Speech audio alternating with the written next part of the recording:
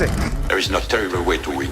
There is only winning. We won't be out long. Take your time. Track's all yours. You ready? The name on the middle of that steering wheel should tell you that I was born ready. Hit it. Attaboy. Let me drive. I won't make a fool out of you. I got a message for all of them. Shake and bake. What does that do? Does that blow your mind? That just happened. These cars, you sit in a box, a coffin, gasoline all around you. It is like being inside a bomb. It's tough enough being a girl on the track. Living in my dad's shadow doesn't help much. You have to be kind to the car. You feel the poor thing groaning underneath you. No race was ever won in the first corner. I'm gonna give you an engine low to the ground, extra big oil pan that'll cut the wind from underneath you. That'll give you 30 to 40 more horsepower. Every one of us has to find a reason to do this. You do it because you're driven. Brakes are warm. Tires are warm. I'll work in the cars and I'll drive and I'll eat and sleep and I'll work in the cars and I'll drive. Damn fast, and when you run so close together, it requires fantastic concentration and rather special skills. I was beginning to think I'd never be anything more than a piston-happy lead-foot punk. Then this starts to happen. If you're going to push a piece of machinery to the limit and expect it to hold together, you have to have some sense of where that limit is. Besides, the best drivers don't dwell on the future or the past. The best drivers focus only on the present. They could never have imagined it, those pioneers who invented the automobile, that it would possess us like this in our imaginations, our dreams. I'm gonna give you a fuel line that will hold an extra gallon of gas. I'm gonna shave half an inch off you and shape you like a bullet. Somebody put it in your mind you gotta be perfect every time out or you're a failure. Well, forget that. Just forget it. Racing is in my blood. I was put on this earth to race cars. I accept every time I get in my car. There's 20% chance I could die, and I can live with it, but not 1% more. No, Nicky, don't bring the percentages into this. Don't be a pro. The minute you do that, you kill what's good about this. You kill the sport. And at that speed, your reactions can barely keep up with these sudden changes in direction. You ready to put away your toys and grow up? You want me to work the pit and you drive? Fine, we'll try that. The car's a living, breathing thing, and she's alive. If any of us imagined, really imagined, what it would be like to go into a tree at 150 miles an hour, we would probably never get into the cars at all. None of us. Are you ready to become a real race car driver? I am just as good as anybody out there on that track, and I don't need anybody to win my races for me. I wish my daddy were alive to see this, to feel this. And when we get you primed, painted, and weighed, you'll be ready to go out on that racetrack. You hear me? You're gonna be perfect. You don't understand what happens, do you? They make 10,000 cars, they make them exactly the same way, and one or two of them turn out to be something special. Nobody knows why. When I won it was probably the last time I ever felt pure victory. So it has always seemed to me that to do something very dangerous requires a certain absence of imagination. Because I'm quicker than all of you. Soon you will know what it is like to be defeated by the hands of somebody who is truly better than you. The only thing to do here is to drive just as fast as you know how and hope your car doesn't break. And if you no longer go for a gap that exists, you're no longer a racing driver. If you ain't first, you're last. There's 40 other vultures out there who managed to finish the race on their tires. You see Darrell Waltrip using up his tires? There's nothing I can't do with a race car. I mean, hell, isn't that what we're in this for? To stare death in the face and to cheat it? I mean, come on, there's nobility in that. It's like being knights. Sometimes you could swear the whole thing's falling to bits. No pressure, nobody breathing down my back, just driving because I left it pure. On the other hand, I suppose potential problems are in the back of your mind all the time. So in many ways, I feel responsible for what happened. And You were, but trust me, watching you win those races while I was fighting for my life, you were equally responsible for getting me back in the car.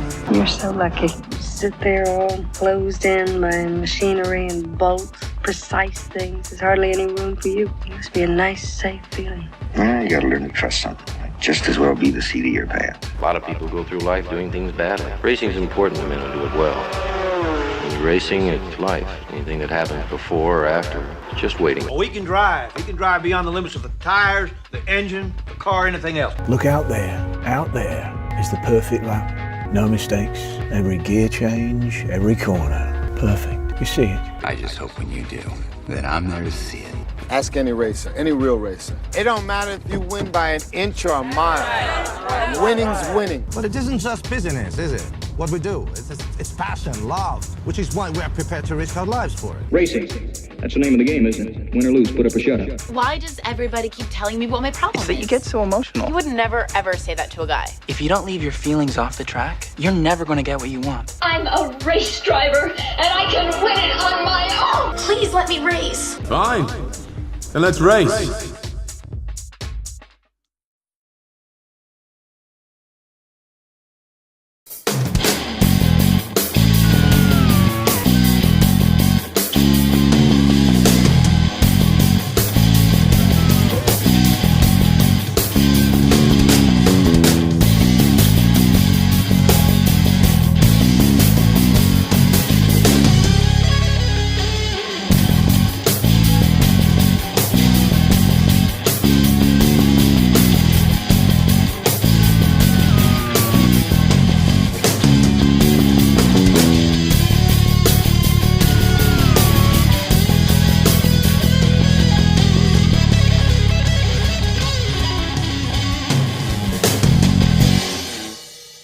Good morning, good afternoon, good evening, and once again, welcome back to the Grand Prix World Series. My name is Topher Smith, and today we're taking on the streets of Valencia in the latest round of the Grand Prix World Series Season 3. Heading into this one, it's getting very tight in the championships as we look towards the tail end of this season. A lot of points still to play for, but every single point will be just as important as all the rest. Looking at League 2 to start off with, heading into this one, it is Tatiana Calderon who leads the standings at 123 points in the NASCAR Lola, ahead of the two Fonmetals of Pascal Wehrlein and Marcus Ericsson, both at 119 and 104 points respectively. Mick Schumacher, despite joining the season partway through, is up to 4th on 97 points. A very good campaign so far from the German, and he's getting himself right into the thick of this title fight. Brendan Hartley still just about holding on to the leading pack on 91 points in the Pacific, while there's a 30-point gap between him and Jack Aitken in 6th in the Force India. It looks like it will be any of those top 5 who come away with the top honours this season. Alexander Rossi is 7th in the Larousse, ahead of Kimiya Sato in the Dome on 53. Sato, a race winner this season, but since then, results a bit harder to come by for the Japanese. Lucas Di Grassi and Gary Paffett also in the top 10. Paffett putting together a fine campaign so far since joining Ram Racing midway through the campaign. He's up to 43 points and could be a hot property for next season. In the team standings, NASCAR Lola and Fonmetal well and truly lead the way on 230 and 223 points respectively. Those two surely will be getting promotion into League 1 next season. But the main question is who's going to join them. Pacific Grand Prix are on 115, 20 points ahead of Force India, with Dome, Zaxbyed and Ram Racing all in close proximity as well. Still a lot to play for there. Any of those 5 teams could still get promotion, along with NASCAR Lola and Fonmetal. But I must reiterate, nothing is official just yet. Still plenty to play for. Larousse are on 62 ahead of Andrea Moda and Scuderia Coloni, rounding out the top 10. And then Carlin, Damsviant and Riel are at the bottom of the League 2 team standings. They will be looking forward to get themselves back up towards a sharp end in Season 4, I'm sure. But for now, we are going to look towards the grid for today's Valencia Grand Prix, starting with League 2. And it's Marcus Ericsson who leads a Fonmetal 1-2 here, ahead of a MasterCard Lola 3-4. Calderon, our championship leader, 3rd, while Mick Schumacher 0.8 of a second away from the leading time of Marcus Ericsson. And they will have to play catch-up during the race today. Gary Paffett 5th in the Ram, ahead of Raffaele Marcello in the Force India. Oliver Rowland 7th for the Zaxbyed, a bit of a return to form for the Brits here today. While Jaime Alguersuari put in a fine performance in the Colony to move his car into P8. Sergio Tete Cameron 9th in the Pacific, and Alan McNish rounding out the top 10 in his Ram. Christian Lundgaard will be 11th in the second Scuderia Colony, ahead of Kimiya Sato, Jack Aitken and Brendan Hartley, one of our championship contenders. Once again, not having a great qualifying session. His race pace has been absolutely unquestionable this season, but qualifying leaving a lot to be desired for the Kiwi at the moment. Mirko Bortolotti will be 15th and Dan Zviant ahead of Takuma Sato in a Dome. Callum Ilott, one of his better qualifyings this season as he lines up 17th, alongside his countryman Mike Conway in the Real. Fabio Lima and Lucas Di Grassi will be 19th and 20th, while nearer the back, Andre Lotterer and Jake Dennis will share a row between them, ahead of Alexander Rossi, Dan Ticktum, Luciano Becchetta, and Nelson Piquet Jr. will be bringing up the rear today, having picked up a back-of-the-grid penalty last time out in Panonia. Well, that is your grid for today's League 2 Valencia Grand Prix. Let's not waste any more time, let's get down to the trackside, and to take you through the action once again, it's Tom Cairns. We arrive on the streets of Valencia for the first time. Can the Fomitels get away very well and lead to a 1-2 and reclaim the lead in the Teams Championship in League 2? The 5 red lights are coming on now. When they go out, we'll be racing in Spain for the first time. It's lights out, and away we go. It's a brilliant start there by Marcus Ericsson with Pascal Wehrlein trying to give chase. But look at the Master on Lolas surrounding him and going up into second and third places. Calderon ahead of Schumacher and Wehrlein. Cracking start there from the race winner of last time out in Panonia, Tatiana Calderon. She's in second place behind the pole sitter Marcus Ericsson. A little bit of a gridlock there at the back, but they all seem to get through the first couple of corners safe and sound as Dan Ticktum getting ahead there of one of the Dams Fiant cars. But it's Marcus Ericsson who's in the race lead. Tatiana Calderon is second. It's Mick Schumacher. Pascal Wehrlein's in fourth place as we watch Sergio Sette Camera trying to make a move on Oliver Rowland down into the right-hander before they go over the bridge, but it didn't quite come off there, and he's having to cycle in ninth place behind the Zach Speed. So it's Ericsson, Calderon, Schumacher, Wehrlein, August Suarez is in fifth place in the Coloni, had a Gary Paffett, Rafael Marciello, Oliver Rowland, Sergio Sette Camera, and Kamir Sato, as we see Pascal Wehrlein getting through on Mick Schumacher. Wehrlein redeeming himself after a poor start to put himself back up into the podium places, sandwiched in between the two Mastercard Lola cars. Now they're coming around to complete the first lap, or coming towards the second sectors. We see Sette Camera, who's just been overtaken by the dome of Kamir Sato, and now he's about to lose another position, this time to the Ram of Alan McNish. Sette Camera going back down a couple of positions there. Outside the points now is the Brazilian. So we are coming around the last corner then to complete the first lap of this Valencia street circuit. McNish holding off the Pacific of Sette Camera. You can see a fast lap being posted there by Marcus Ericsson, but that lap time will come down in the coming laps. And we are seeing an engine problem, and it's Tatiana Calderon in the Mastercard Lola. It's her first mechanical retirement of the season, and that's a body blow to Mastercard Lola's hopes in the Teams Championship. And Calderon is going to be out of the race after only one lap of this one. And that's great news for Fomittel and for Ewan Gale, but for Marcus Johansson, it's one less car for him to focus on in this race. And Calderon is going to be pulling off the track in a moment here, but she needs to be very careful that she does not take out another driver as she is pulling off the track. She'll probably do so at the end of this back straight, because there is a runoff area around this particular part of the racetrack. What a shame there for the championship leader in League 2. And she's due to pull off the circuit in a moment. She's got Sergio Sette Camera right behind her.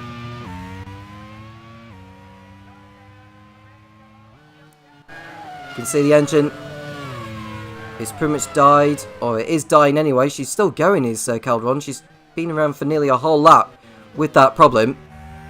I just hope she doesn't become a problem to the other drivers behind now.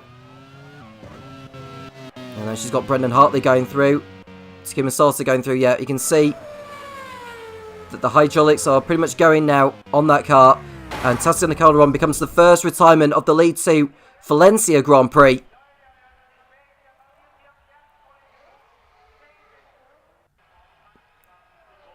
Now Mick Schumacher is in third place. He's got Pascal Wehrlein ahead of him. It's now Fomittel 1 and 2. It's something they've yet to achieve this season. Mastercard Lola have achieved that in the last couple of races, but it's not going to happen today. Calderon retires from the race.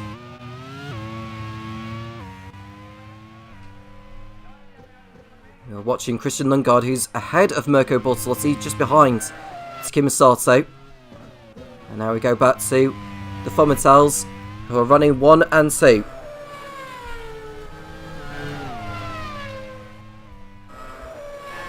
Now the Valencia Street Circuit, which hosted Formula 1 for 5 years, as the European Grand Prix from 2008 to 2012.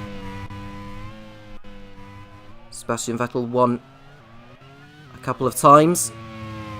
The other race winners being Felipe Massa, Rubens Barrichello and Fernando Alonso, the most recent race winner.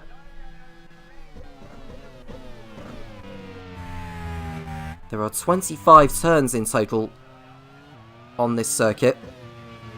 A lot of them are kinks, of course. 5.4 kilometres.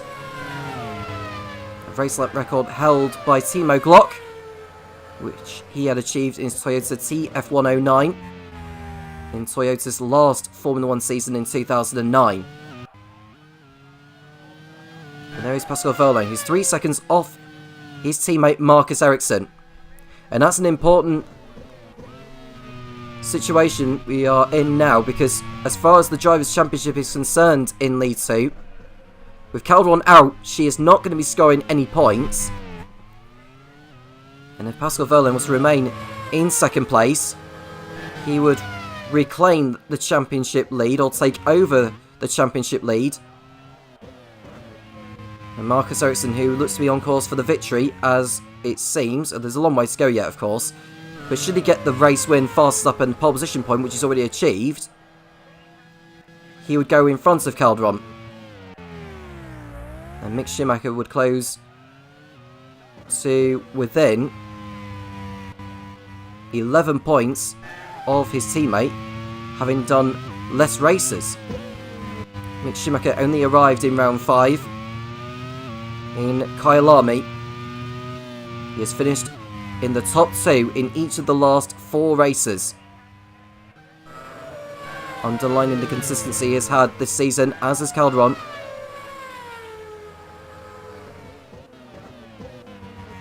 And with Calderon out, it's unlikely that Mascard Lola are going to be leaving Valencia with the championship lead. They're still very much on course for promotion. It's a matter of when they'll achieve it. It won't happen today, of course.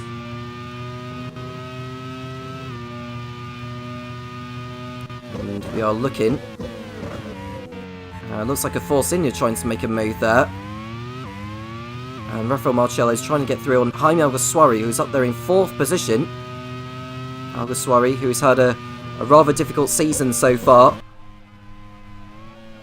He had that brilliant performance in Yongan, where he came home in 4th position. He's in 4th place now. Plenty are in need of some morale. Christian Lundgaard, his teammate, is in 14th position. And the pit stops will play a role here. It did so in Panonia last time out. The one stop was the way to go in the end. Although Pascal Wehrlein had to pit an extra time, a 3rd time in the pits, to get an electrical problem sorted out. Von Mattel didn't quite get it right with their reliability last time out. Ericsson retiring in the early stages due to mechanical gremlins, and Wehrlein having to do an extra stop, which cost him the race win.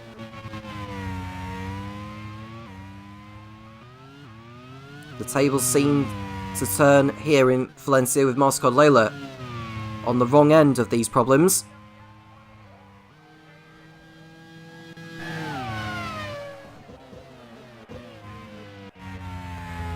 But there is Marcus Ericsson, who holds the fast up of the race, of course, with 1 minute 40.8. Wehrlein, who's in P2, chasing after him, 3.2 seconds behind. And there's an engine problem for one of the domes. That is Kamir Sato, who's going to be out yet again. Dome really are struggling for form at the moment. Nothing really has gone right for them since their momentous race win that they had achieved in Fuji earlier in the season on the team's home turf and Kamir Sato's home turf. But on the streets of Spain, Sato's going to be out of this one, and he just held up Brendan Hartley, and Hartley had to jam on the brakes but couldn't stop the car from hitting Kamir Sato's dome. And I wonder if there'll be a little bit of action being made there. I don't think there'll be any action being taken. It'll probably just go down as a racing incident. But Sato really does need to pull that car off in a moment now, and drivers are almost having to jam on the brakes and others having to take evasive action to avoid an accident. Kamir Salto is going to be pulling out of this race, just as Tatiana Calderon did earlier on. This is lap 6 of 43. And this is a bit silly here from Kamir Salto. He's not pulling the car off sooner than he should be. Well, sooner than he is, I should say. You can tell by the engine sound that the car is switching off, and he is off before the end of one of the so-called back straights of this circuit. And Salto is out with engine problems. His teammate Kamir Salto up there in 12th position outside the points. And you can see Conway making a move on Lotterer. Mike Conway, who was one of the stars last time out in Panonia in League 2, bringing Real's best result of the season of 8th, which had tripled their points tally for the season. Team manager Ed Hunter will be praying that either of his cars will make it into the points. It's going to be quite difficult from where they are, given where they qualified, but you never know in the Grand Prix World Series. Sometimes you get one of those so-called normal races, others you can get one of those unpredictable ones. And Verlaine's got the gap down slightly to just under 3 seconds on Ericsson. And I think Ericsson may have locked up earlier on in the lap or something. We'll find out what the gaps are as they go through Sector 2. 2 drivers out of the race so far, Kamir Salto and Tatiana Calderon, the championship leader, who we've lost on the second lap.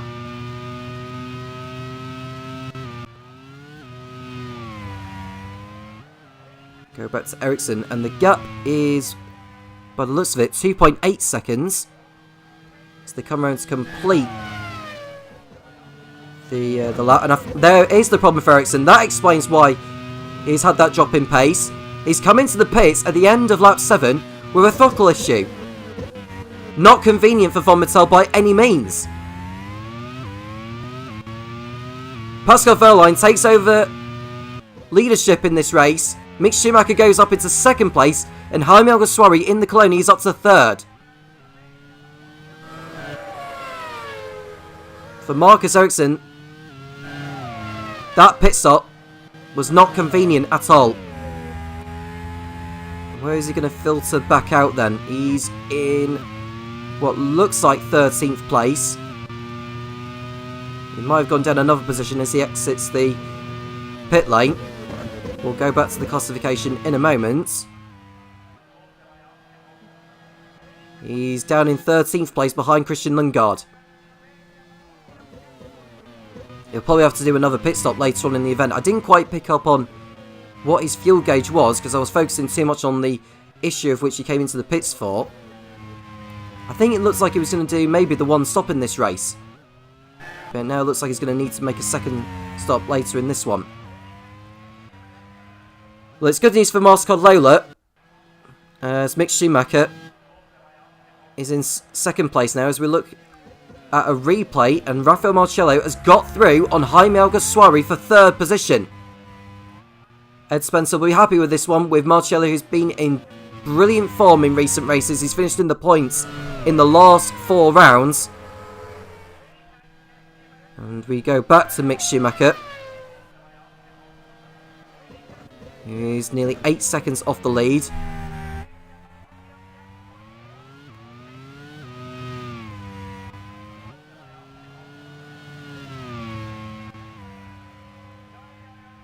We'll go to Wehrlein, I thought, in a moment. I just want to see what the gap is between him and Mick Schumacher as they come around to complete another lap.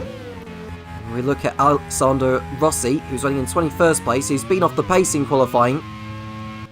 Now, he retired in the closing stages, but completed enough laps in Panonia to be classified as a finisher.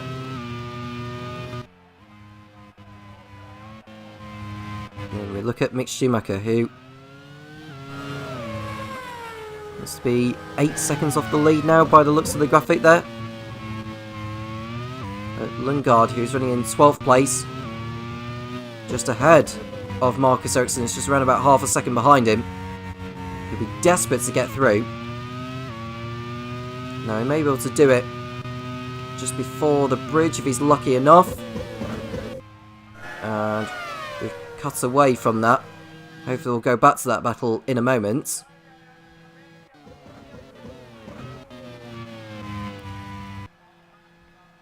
And we are seeing Alan McNish in the ramp.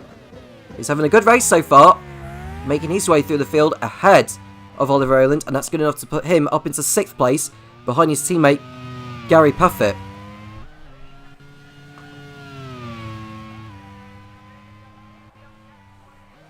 And we go back to Rossi, who's in 21st still, behind Fabio Lima. Carlin are one of those teams who have been in really poor form in the last 4 or 5 races. Boy, could they do with a good result, but it doesn't look like they're going to be achieving anything.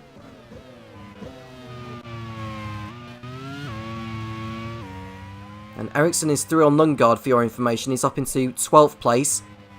The next driver ahead of him is Takuma Sato.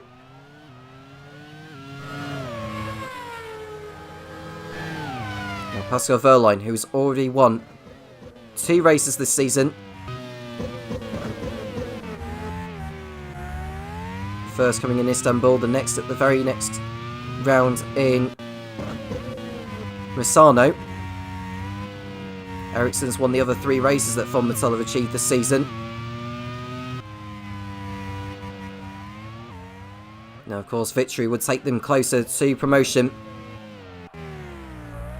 As we see Brendan Hartley, who's stopped behind Jack Aiken, both of which are in the points now. Marcus Ericsson will be joining that battle very soon as he closes in on the Japanese of Takuma Sato for P11.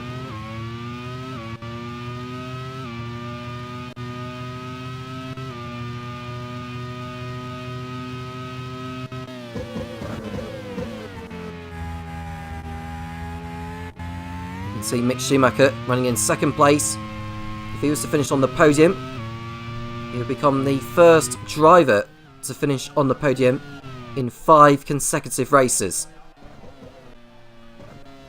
And Lucas Di Grassi is nursing an issue in the sack speed, and he's going to be pulling out of this race. The Brazilian, who hasn't been in the best of form in recent races. Yeah, I think he's been in the top 10 in the last couple. But he's not going to be finishing today. He is out of the lead 2 Valencia Grand Prix. He's the 3rd driver to pull out. And judging by the way he's slowed down, it looks like a gearbox issue of which he is encountered. And the car is still crawling forward, but hopefully the barrier will stop it from moving there. And Di Grassi will be pushed away by the marshals. And it is a gearbox problem for the Brazilian.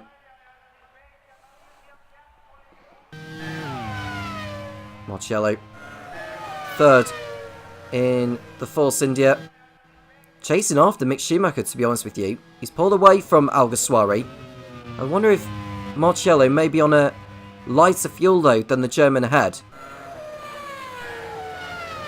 We can see Ericsson, who has got through on Takuma Sato, is now ahead of Brendan Hartley and up into 10th position. It's a brilliant overtake. They did it before the corner as well.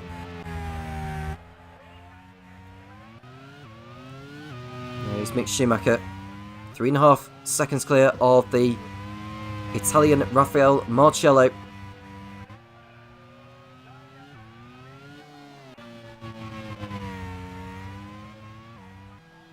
We've got Dan Titz and Nelson Piquet Jr. and Luciano Piquetta at the back. 23 still running. We're on lap 12. We're past the quarter way mark of this one. Wehrlein doing everything right so far.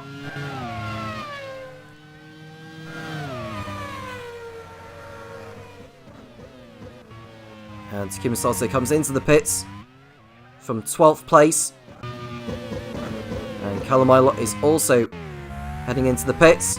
As we see Marcus Ericsson going up another position ahead of Jack Aiken. That's going to have to move him up into 9th place.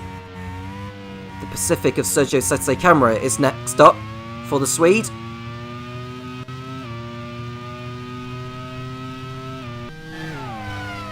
Now with the positions as they are, there's still some ways to go yet in this race with all the pit stops that can change things. But Pascal Wehrlein will go into the lead of the championship, with Calderon not going to be scoring today. And Mick Schumacher will go up into third place ahead of Ericsson, unless Ericsson can fight his way back through the field.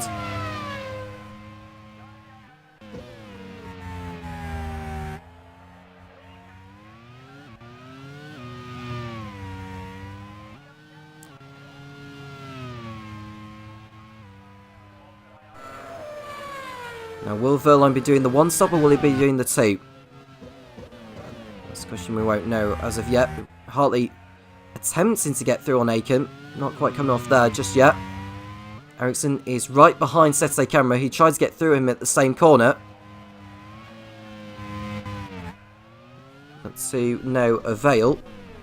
And Ericsson into the last turn, the 25th and final turn of this circuit. He is not able to get through either. And Phil Marcello in third place. Force India chasing after Pacific for that third and final promotion spot. Mascolola and Fomitel looking destined for League One next season.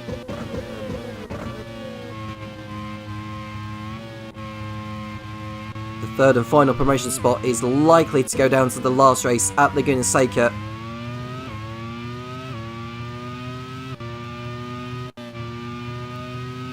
Ericsson is less than 3 tenths behind Sete Camera, so I would think he'll get a move completed here, and we're going to that battle now. Ericsson is about to pull off a similar move to what he did on Brendan Hartley earlier, and he's through, no problem. Brilliant overtake there from Ericsson. 8th place is his. We are back with Mick Schumacher. He's continuing to drop back from Wehrlein. And Wehrlein is in the pits now. So that could explain Wehrlein's pace from earlier on. Mick Schumacher will go into the lead. And it looks like he's going to try and maybe do the one stop. And Marcello is also in. Now, how is Ericsson? Ericsson should get in front of Wehrlein. I know he's been stopped behind traffic, but he's been on the fresher tyres to what Wehrlein's been on. And I think I may well be taking my words back because Wehrlein has got out in front of his teammate. Wehrlein is now ahead of Ericsson. So if Ericsson's going to have any chance of passing Wehrlein, he may have to do it on the circuit or do it at the next round of pit stops.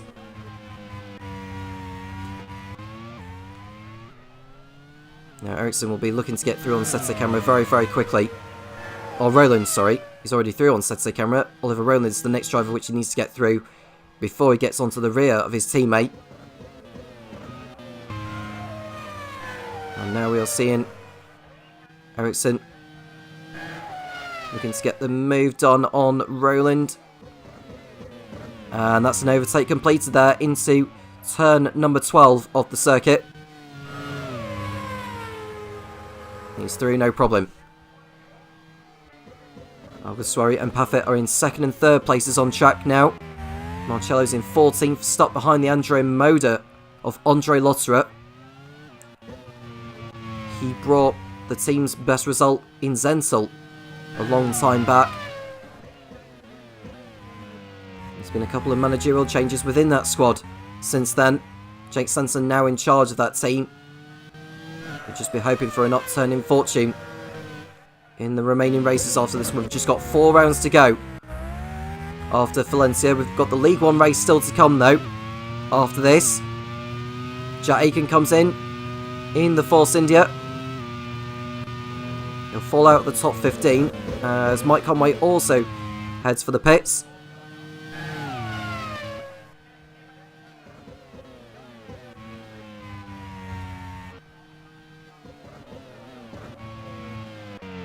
Marcello gets through at last there on Lottery. Spent Ran about a whole lot behind him, unfortunately. He's lost some time, which won't do him good in terms of his battle with Alguersuari later on. As we see Verline, who's coming up behind McNish, and he's going to go through ahead of him here into 4th position. Now Ericsson will be chasing after McNish in due course.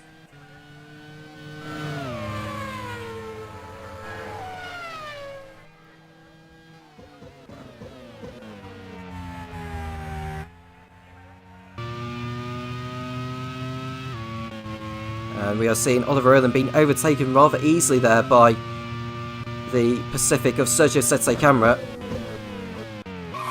And he's got a problem, in fact. And Oliver Irland is going to be joining his teammate Lucas Di Grassi on the sidelines.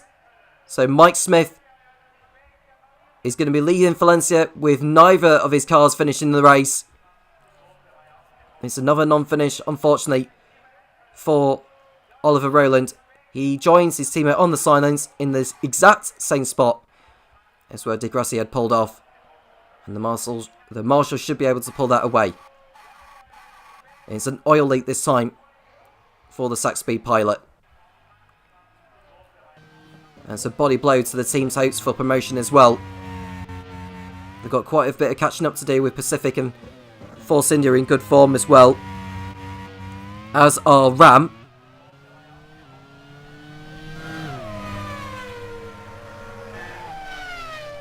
And looking at where they are in the standing, Sax Speed they're going to be falling too far away, I think. So they need to claw it back in the remaining races if they're still going to have any form of chance of sealing promotion in the season finale at Laguna Seca, because that is likely to be where the 3rd and final promotion spot is going to be decided at. Now Ram, if they can get maybe a 5th and 6th place, if not better, they will go in front of Sax Speed and Dome. And depending on where Force India end up, they may just be, at the very minimum, close to them.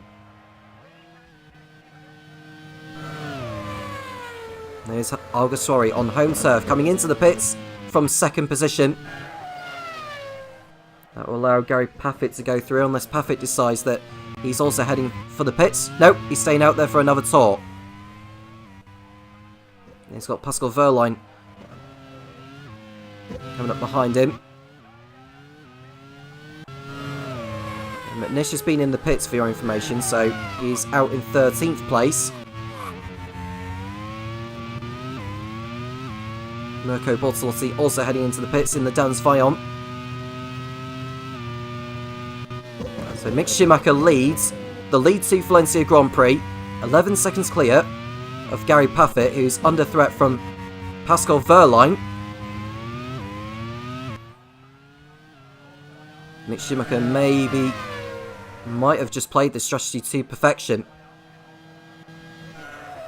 And there's Verline getting through on Paffett. No problem there. It won't be too long before Ericsson arrives on the scene. Paffett is another one of those who's going to be on the one stop, I think.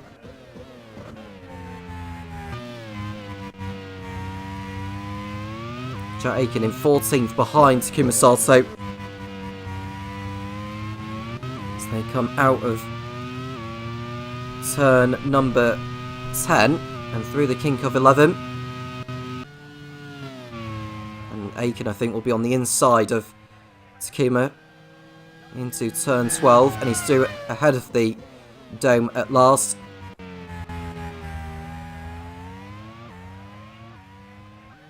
Schumacher continuing on, he's now on lap 18. Verline getting the gap down to under 10 seconds. He is on the fresher tyres, of course, but if Schumacher is ahead of the Von Mattels before he actually does come in for his only stop, that's going to play into his hands later on. The Von Mattels are on the 2 stop now. Mick is on the 1. It'll be interesting to see how much time Verline takes out of Schumacher's margin. It's already taken around about 6 tenths in Sector 1 alone. think you can gain so much on fresher tyres. You can see Paffett, who will have Ericsson for company in a moment.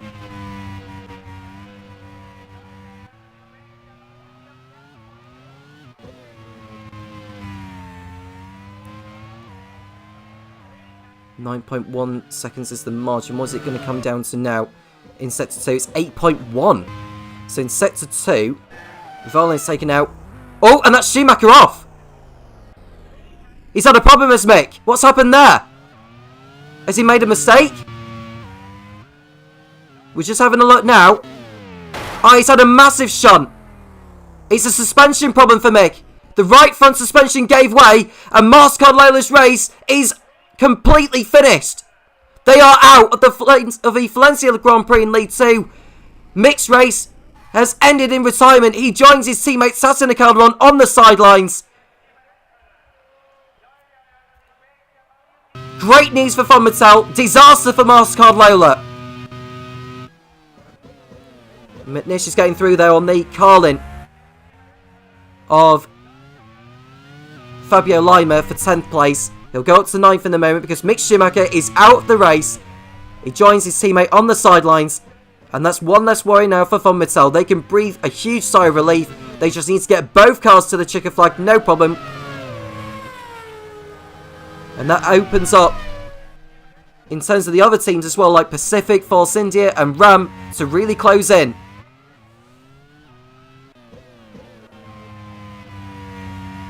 Ericsson will be breathing a huge sigh of relief himself, actually, with Calderon and Schumacher both out before half race distance.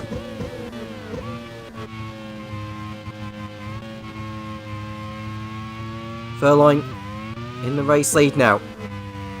Gary Paffett in second place. So we've got Marcus Ericsson ahead of Sergio Sette Camera. And there's Marcello trying to get through there on Alguersuari. This is a genuine fight. Oh, that's Christian Lundgaard, I should say. Alguersuari is behind Marcello. My apologies. But this could be an important battle because if Lundgaard can hold Marcello, that'll help Alguersuari later on. And there is Ericsson through at last on Gary Paffett on lap 19 to put himself up into second place now.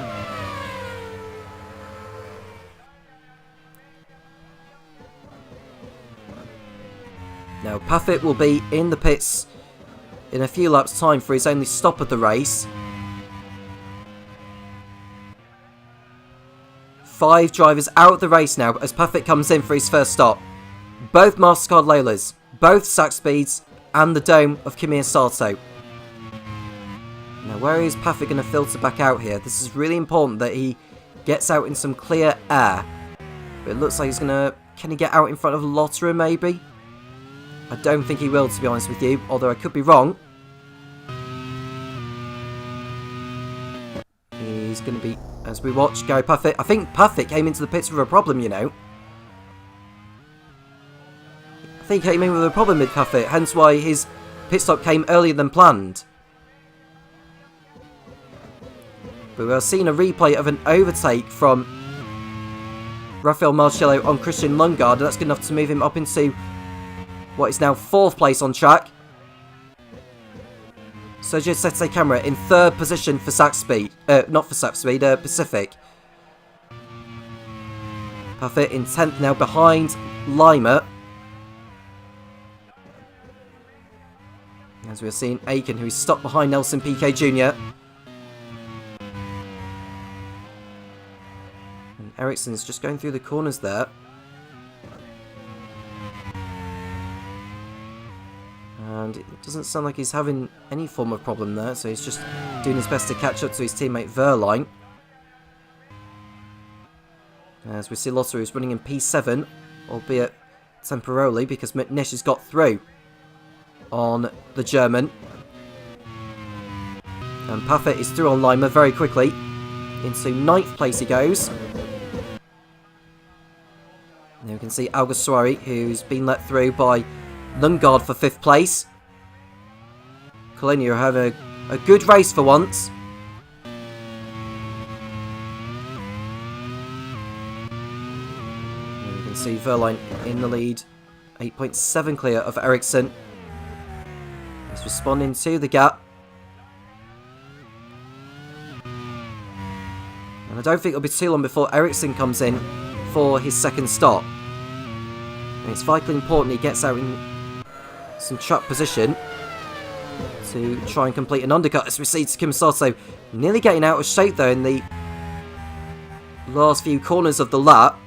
He's stuck behind Nelson Piquet Jr. Here's the battle for third place as Marcello looking to get up the inside of Sete Camera. Stays behind for now, but the next part of the course after the bridge is where I think we're going to see the overtake being done here.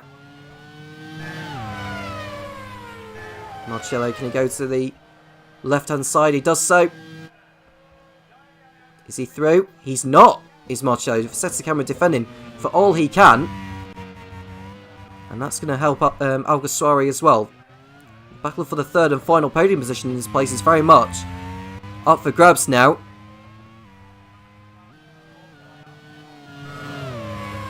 There are no time penalties for your information. And here is Marcello getting through at last on Sergio Sete Camera. And he's through into third place and on course for a podium. It'll be his first in the Grand Prix World Series, should he stay there. As we see Takuma Sato behind. Looks like Nelson Piquet Jr. there. This is not for points. The Dome's chances of promotion this season are slipping further and further away. Lundgaard and Sete Camera are both in the pits now. And they will drop out of the points, but they'll be back in the running later on as Lotterer also comes in the Andrea Moda.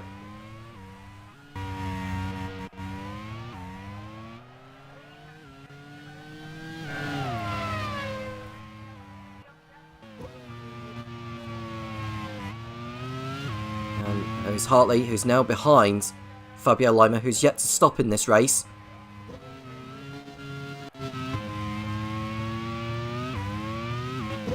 Ericsson 10 seconds off the lead now.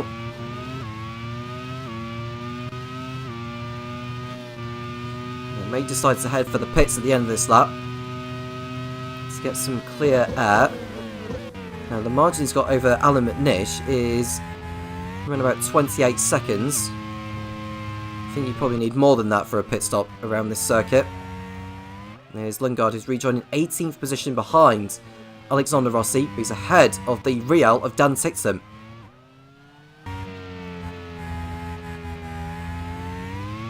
Now with the Fomitels looking like they're going to be achieving a 1-2 finish. If it was to remain as it is, they'll go back ahead of MasterCard Layla in the Teams Championship. If they were to get maximum points, they'll go on to 268. With Force India looking like they're going to get a podium and 7th place, although there's still some pit stop activity still to come.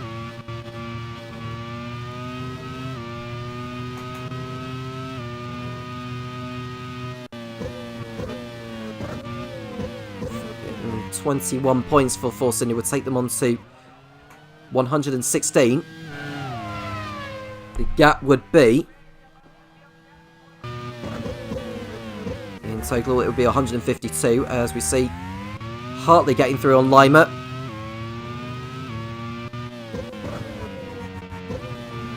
So 152 points would be more than the equivalent of 3 maximum scores, which would mean MasterCard Layla will be able to seal promotion next time out in Buenos Aires.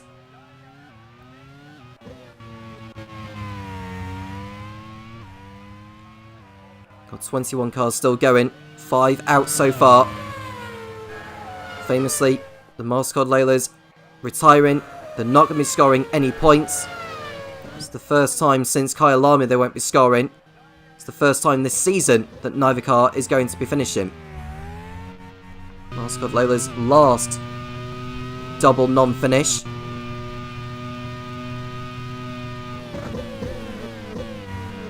You have to go back to round 4 of season 2, which was in Yongam.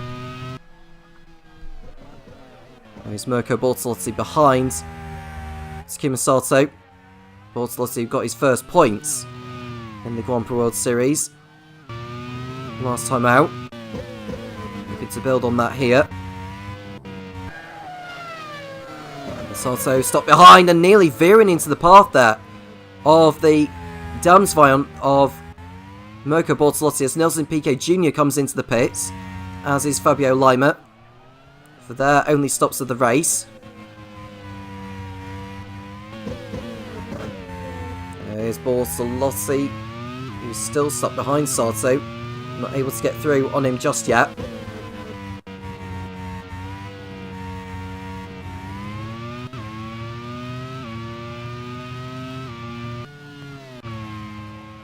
Go to Verline.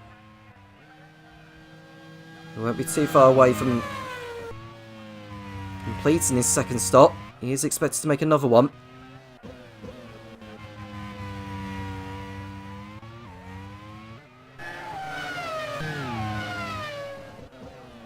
Here's Ericsson in second place. Behind Verline, who's now over 13 seconds clear. There's Sergio Sette Camera overtaking Jake Dennis for 13th place on track. This has been one of his best races of the season for Sergio Sette Camera in the Pacific. This has probably been their best race since the opening round in Malaysia where Brendan Hartley had won.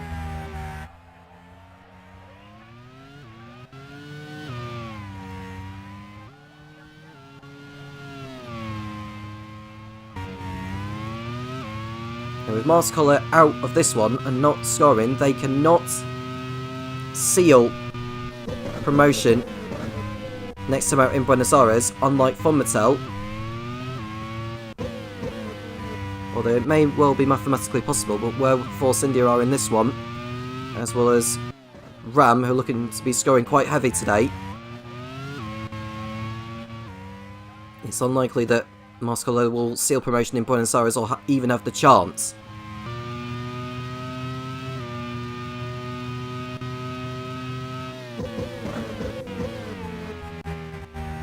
Verline's lead increasing to 14.7 seconds now over Ericsson. As Sette Camera locks up into turn number 8. We're getting away with it.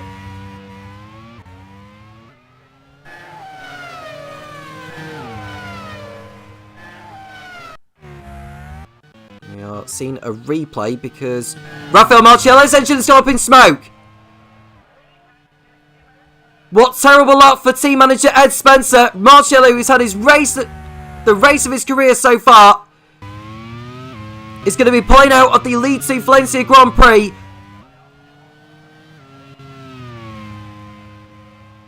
A severe dent to their hopes of promotion. Marciello retires from the race after being in third place for so long. He completes the lap, but he won't get to the end. Alguersuari goes through into third place for Coloni. And Alan McNish is also out of the race. And he's also encountered engine problems as well. So he's out of everyone's way. The marshal comes to retrieve the Ram. But there'll be another car for the for the marshals to take off. Marcello pulls off at turn 2. Out of the race with problems. It was a water leak for McNish, for Marciello, who crashed into the barrier as he went off the circuit, but that won't matter now anyway. The engine's already died. The engine had already died.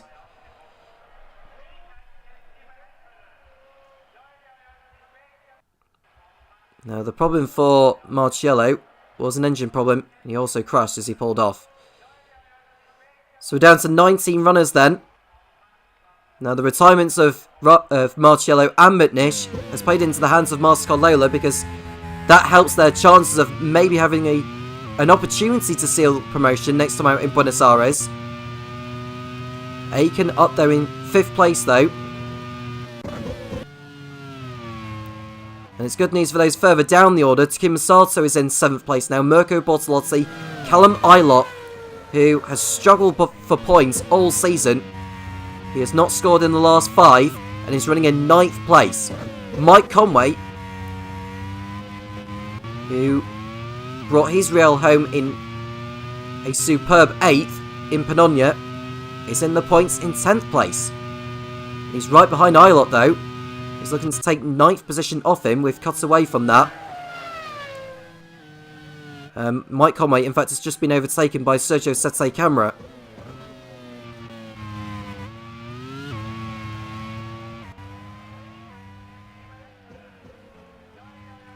There is Marcus Ericsson. Still in 2nd place behind Verline. We see Mirko Bortolotti.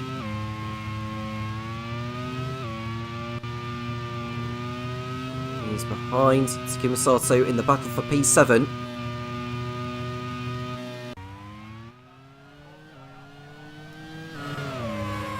There is Ericsson. Mike Conway's down to 11th place now behind Sette Camera. But you never know, with how this race has been going so far, with the retirements we have had, a lot can still change from here on in. We saw what happened to the Mastercard Laylas, we saw what happened to Rafael Marcello, we saw what happened to Alan McNish, we saw what happened to the Zach Speeds. Anything can happen from now until the checker flag. And we've still got another race to come as well in League One. Important race to keep an eye on, with the Drivers' Championship still at stake, the Teams' Championship still at stake, involving multiple teams, and of course the battle for survival. The top 3 teams go up to League 1 from League 2, and vice versa in League 1. The bottom 3 teams at the end of the season will go down to League 2 for Season 4.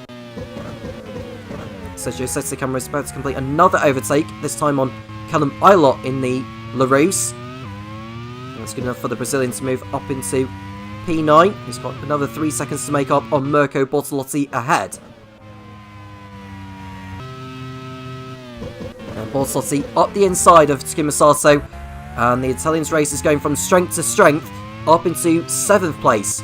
Goes the Dans Vion. That's going to please Phil Kinch, the team manager.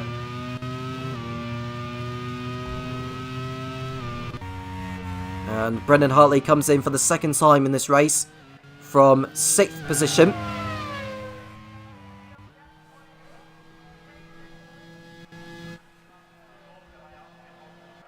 And there is your 2nd place man, Marcus Ericsson. He was in the lead of the race before electrical problems meant he came in for his first stop prematurely, and he fell himself back into the thick of the action and losing ground to his teammate Pascal Verlaine, who pitted later on. He was able to keep hold of the lead since then. Until now, of course, because Verlaine is into the pits for his 2nd stop. Ericsson, I think, is going to be due in for another stop unless he tries to go to the end. But Verlaine's going to be on much fresher tyres than the Swede, so I think Verlaine has pretty much got this one sewn up. As we go back to Christian Lundgaard, who completes an overtake on Mike Conway for 10th place. Verlaine will rejoin in 2nd, ahead of Jaime Alguersuari.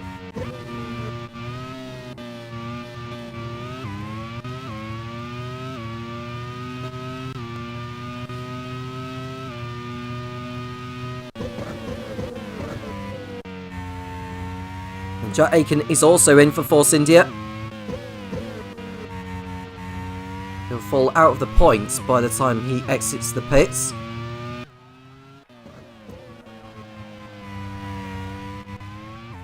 There is Verlaine chasing after his teammate now. Takuma Sato also heads for the pits.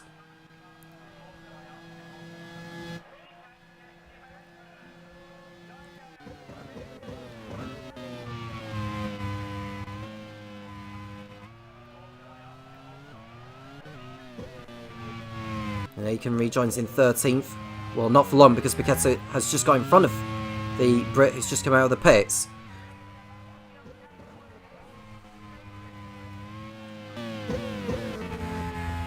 See Verlaine, who's 7 seconds off the lead. He'll have the chance to go for the fastest lap now that he's on the fresher tyres. look to see what Marcus Ericsson decides to do here. And Ericsson, in fact, comes in. So he knows that he's not going to be able to go to the end with the fuel that he has.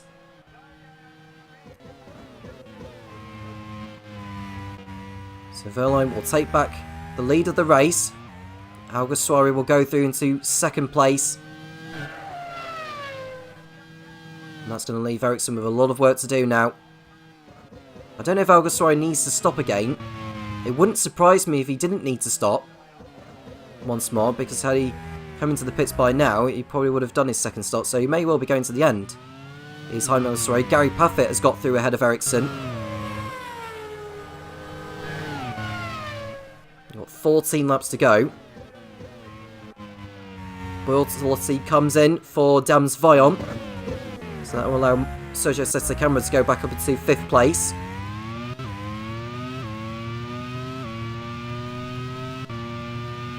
And Dan Titsum also heading for pit road in the Real. I haven't spoken too much about Dan Titsum today. What a job Jaime Alguersuari has done in this race.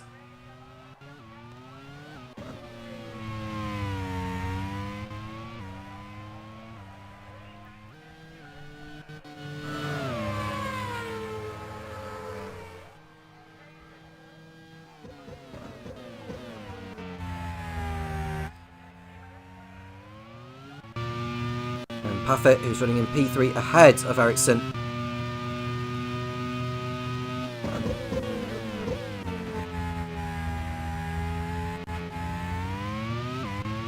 Ericsson needs to get through on Puffett. He won't catch Verline unless Verline has a repeat of what he had in Panonia, where electrical problems had forced him into the pits for a 3rd time.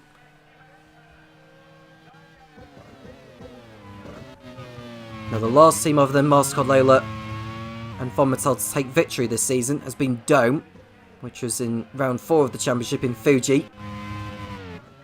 The other time has been at the opening round in Sepang, where Brendan Hartley had won. Talking of which of Brendan Hartley, he completes an overtake on Luciano Piquetta in the Carlin to move himself up into 13th position.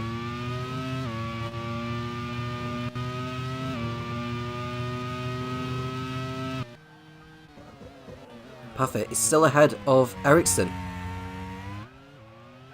as they come out of turns 8 and 9, and now 10. It won't be too long before he gets onto the rear of the ramp. The Ram are only down to 1 car in this one, McNish retiring earlier on in the race as Ericsson gets through on the ramp. And the result is no surprise whatsoever. Ericsson is through into 3rd place. He's got less than 14 seconds to make up on the Coloni of Jaime Alguersuari.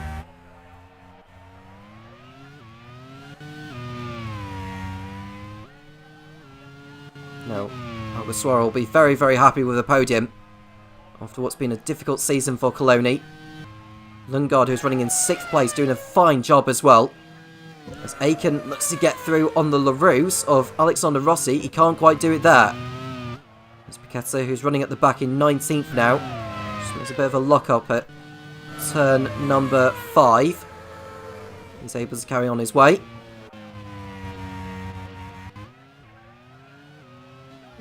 We haven't got too long left in this race. We've just got 12 laps remaining. All the pit stops are very much completed now. Reliability is going to play a role. Who will get to the end and who won't. Sergio Sette Camera is in 5th place, can go after Gary Puffett, who is on the 1 stop. But with the gaps as they are, it's like 22, 23 seconds. With 12 laps remaining, Sette Camera I think is going to have too much to do, I think, with a gap like that.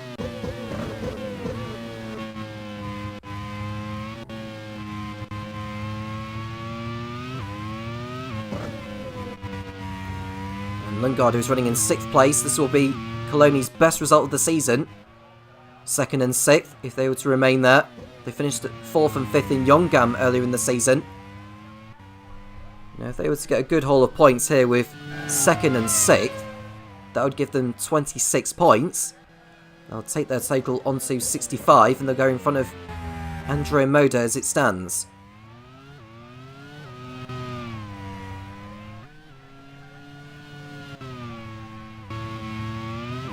Now Coloni, who I don't think they've finished on the podium ever in the Grand Prix World Series, as we just see an overtake from Brendan Hartley on Andre Lotterer.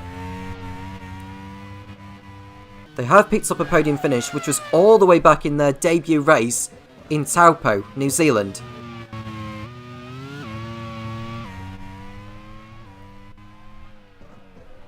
And the driver that finished on the podium that day was Alan McNish.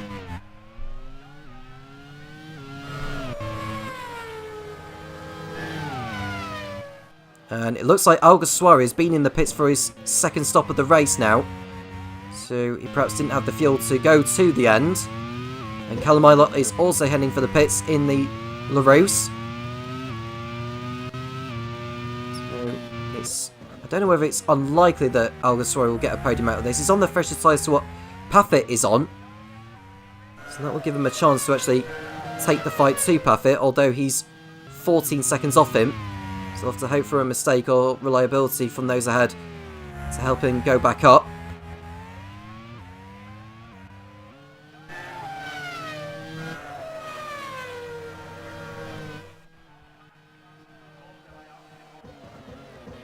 And now we can see Dan Titsum getting through on Ilott, as Ilott came out of the pits there. Titsum through into 17th place, but not sure if he'll keep hold of that position, given that Ilott will be on the fresher tyres. As we look at Verline there, who will be coming up to the first back marker, which is Luciano Becchetta, as Hartley makes a move on Alexander Rossi. And that's good enough to move him up into 8th place. We'll go back with Gary Paffett.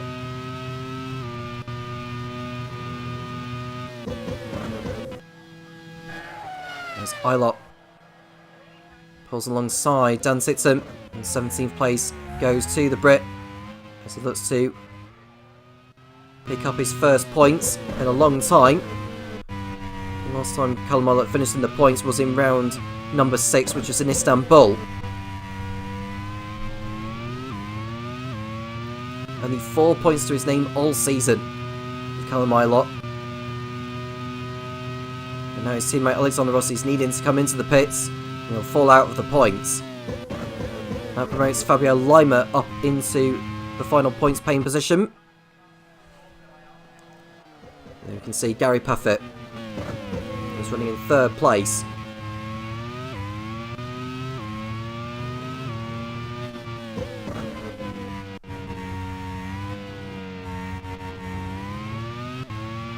You can see Mirko Bortolotti ahead of Takuma Sato. Dam's final cars are 11th and 12th. As we see Luciano Becchetta. Was that an overtake he just pulled off there on Alexander Rossi? I think it was, as Rossi came out of the pits. And Rossi's going to be lapped by Pascal Verline in a moment. There he is, Verline getting through ahead on Rossi, although Rossi is on the fresher tyres too, the German.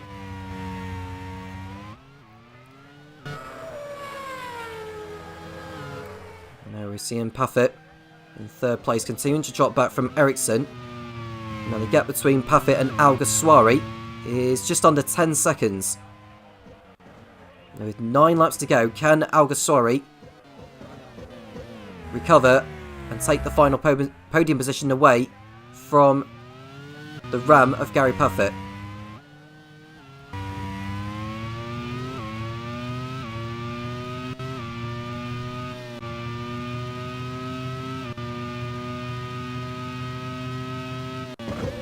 Von Mattel are on course for their first ever 1-2 in the Grand Prix World Series. With a 3rd race in a row where a team had finished 1 and 2. It's not going to be Mastercard Lola this time around though, it's going to be their rivals Von Mattel. Now Pacific will strengthen their hold on 3rd place in the Teams Championship. Sets the camera in 5th, Hartley in 8th.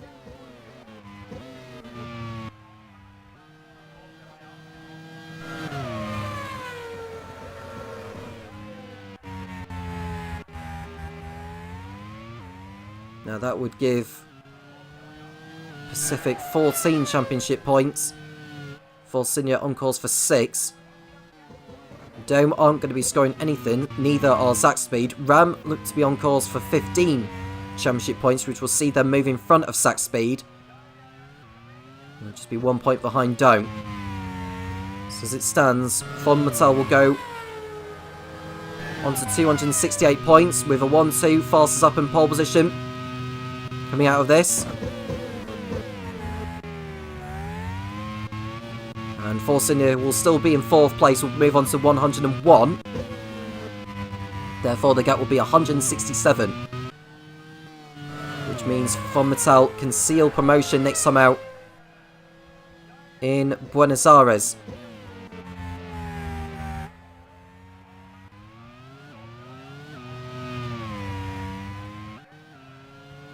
Now what Fon Mattel would need to do is hope that Force India don't score any more than 32 points than them in Buenos Aires, which is very unlikely to happen. But there's still some time left in the race. We've got 7 laps to go in the Lead 2 Valencia Grand Prix.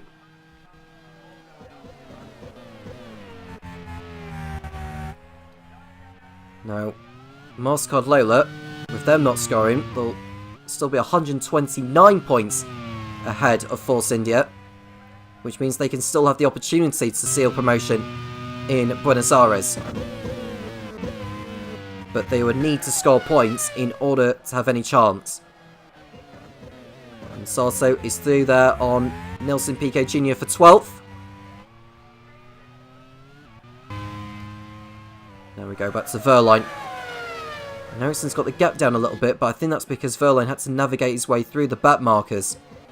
Next man ahead of him is Mike Conway, who's in 15th.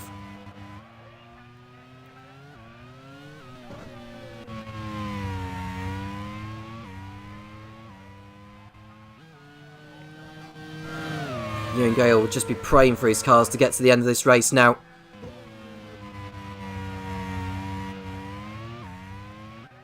After the reliability woes in Panonia and in Hockenheim as well.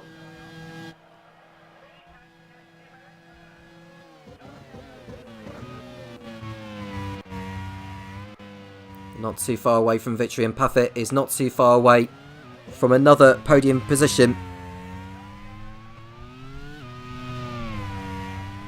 It'll be his 3rd in the last 4 races. His 4th top 4 finish in a row. And looking at where Alguersuari is at now, in fact Alguersuari's got the gap down to 4.8 seconds. Now the battle for the final podium spot is far from over. As Verline begins, well, Verline's already on his 38th lap, as we see Paffett, whose hold on 3rd place in this race is looking increasingly tenuous at the moment.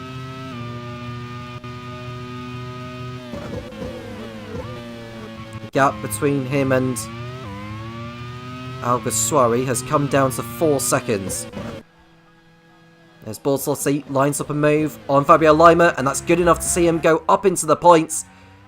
Now Carlin's hopes of a point coming out of this one is pretty much dashed. They haven't scored in the last 4 races of Perry Brown's team. I think they're just setting their sights on next season to see if they do improve on their debut campaign. 27 points they have. But it looks like it's going to be 5 races without a point for them. Now Coloni on course for 4th and 6th. I'd give him 22 championship points. No, 20 points I should say, because Villengod's got 8 points coming his way. Alguersuari with 12. I'll give them 20 points. They will tie with Andrea Moda. Andrea Moda will still be ahead on countback because of Lotterer's 2nd place finish in Zental. The gap between Paffett and Alguersuari is down to 3 seconds. You can see the pair in your picture.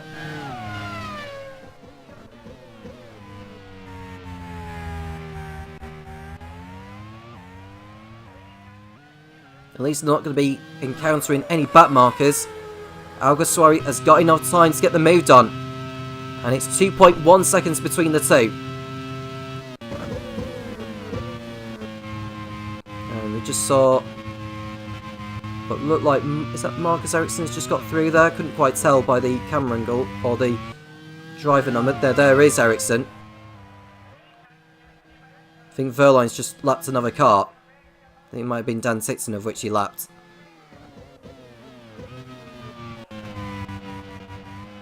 Not far from the end of this now, as Sato looks to try and get through on Fabio Lima and try and salvage something from this race for Down. David Young will not be happy with this one, but it is what it is.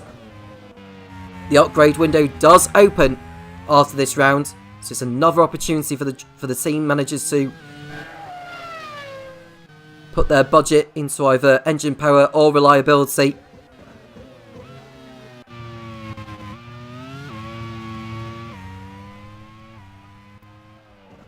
And there is Verline continuing on. The next back marker he'll come up to is Mike Conway, who's running in 15th.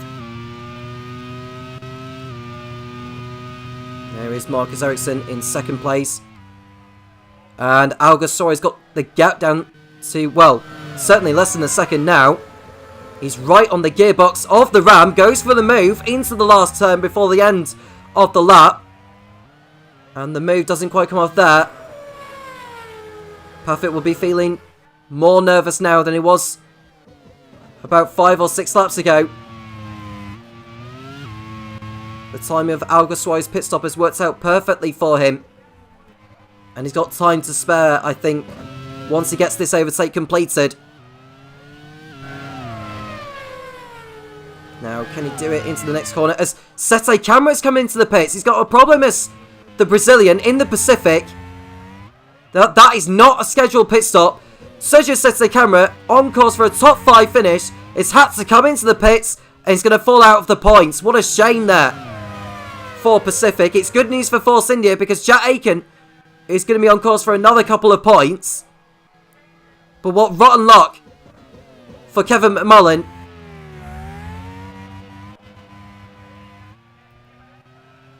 And Sete Camara is going to come back out, I think, in 16th place. From 5th to 16th. Unbelievable luck. So Aiken goes up to 5th position now. Lundgaard is in 6th place because he just got overtaken by Aiken. Hartley is 7th. Lotterer, who's on course for 4 championship points for Andrea Moda. So even with Coloni scoring points, Andrea Moda will still pull away from them a little bit. Mirko Bortolotti is 9th and Takuma Sato is up into the points in the Dome in 10th as Mirko Bortolotti, despite locking up, has got through an Andre Lotterer. So another couple of points going in the way of Phil Kinch's Dams Fiant squad. And Alguersuari's got through on Paffett for your information. Paffett through at last on the Brit. He's into 3rd place in the Coloni. It was coming for some time, but he's got through at last.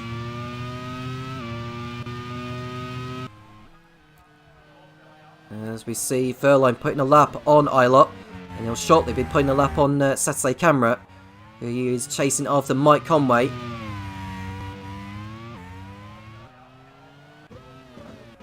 There's Alguersuari in 3rd place. Now we're looking at Lima, who's in P11. He'll be hoping for another car to drop out in the remaining laps.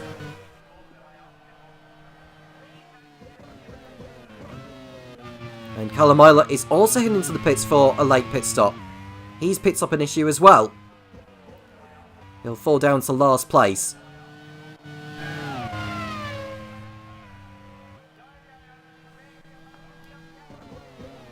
So Alguersuari through into 3rd position on home turf. And there is Sato behind Lotterer. Are we going to be seeing another change in position in the closing stages?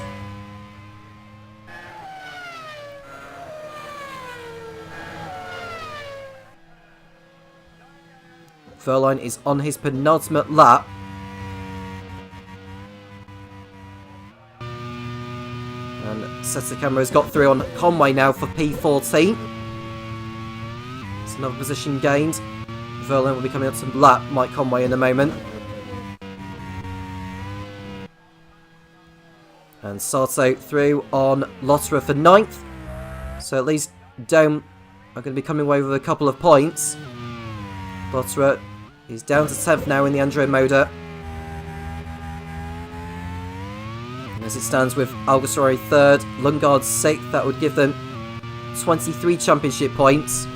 They will go in front of Andrea Moda by, I believe, a single point. Or 2 points rather.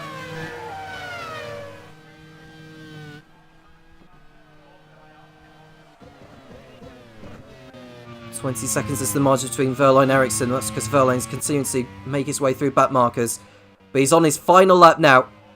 Here's the German. He's about to take his 3rd victory of the campaign. Von Mattel's 6th. Which will give them the lead once again in the team's championship with 4 rounds to go. And the opportunity to seal promotion next time out in Buenos Aires.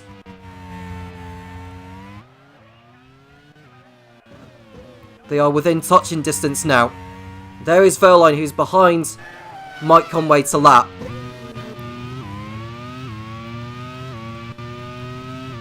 We're looking at Marcus Ericsson, who's running in 2nd. Happy to bounce back after a couple of non-finishes. And Pascal Verlaine will take over the lead in the League 2 Drivers' Championship as we see Brendan Hartley getting through on Christian Lundgaard on the penultimate lap. And he is through into 6th position. Which is still Alguersuari for a moment, but here is Pascal Verlaine, who's on his final lap and he's about to take a convincing victory here on the streets of Valencia. No mechanical gremlins this time. No mistakes from the German. He's trying to get that back marker out of the way of Mike Conway. Conway will want to stay on the lead lap just in case something happens up ahead. Pascal Verlaine exits the last corner to take back the championship lead. Verlaine wins the League 2 Valencia Grand Prix with a commanding performance, and Von Mattel are within touching distance now of wrapping up promotion to League 1 for next season. And it's going to be a first for the team with a 1-2 finish as Ericsson, after electrical problem earlier, brings his car home in 2nd place. Pole position, fastest lap, 1-2. Maximum points for Ewan Gale's Von Mattel team. They are almost there. Jaime Alguersuari is going to bag Coloni's first podium of the season in 3rd place. What a drive from him. He made the 2-stop strategy work. Gary Paffett will have to settle for 4th position. But it's been another good drive from him. And we'll go to Jack Aiken, who will bring some much needed points for Force India. They are still in the fight for promotion, with Brendan Hartley in 6th place and Sergio Sette Camera out of the points. They edge a little bit closer. Aiken brings his Force India home in 5th. It's Brendan Hartley, Christian Lundgaard, Mirko Bortolotti, who brags more points for Dams Fayant with his best result. And it's Takuma Sato for Dome in 9th. And Andre Lotterer should hold on to the last point for Andrea Moda. It's only their 2nd point in the last 6 races, but they'll take it. Fabio Lima, Nelson Piquet Jr., Jake Dennis, Sergio Sette Camera, and Mike Conway with the rest of those on the lead lap. But there is your race winner, Pascal Verlaine for Von Mattel on the streets of Valencia. Congratulations to him. Marcus Ericsson wraps up a 1-2 for the team in 2nd. Jaime Alguersuari on home turf bags a podium finish for Colonia, their first of the campaign, in 3rd.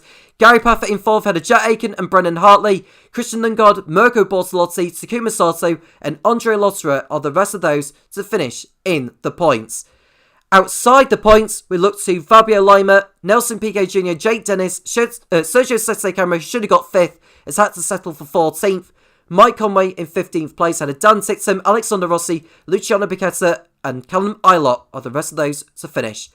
Rafael Marcello retired in the Force India. That's a body blow to the team. We also look at Alan McNish, Mick Schumacher, Oliver Rowland, Lucas Di Grassi, Camille Sarto and Tatiana Calderon, who were lost in the early stages.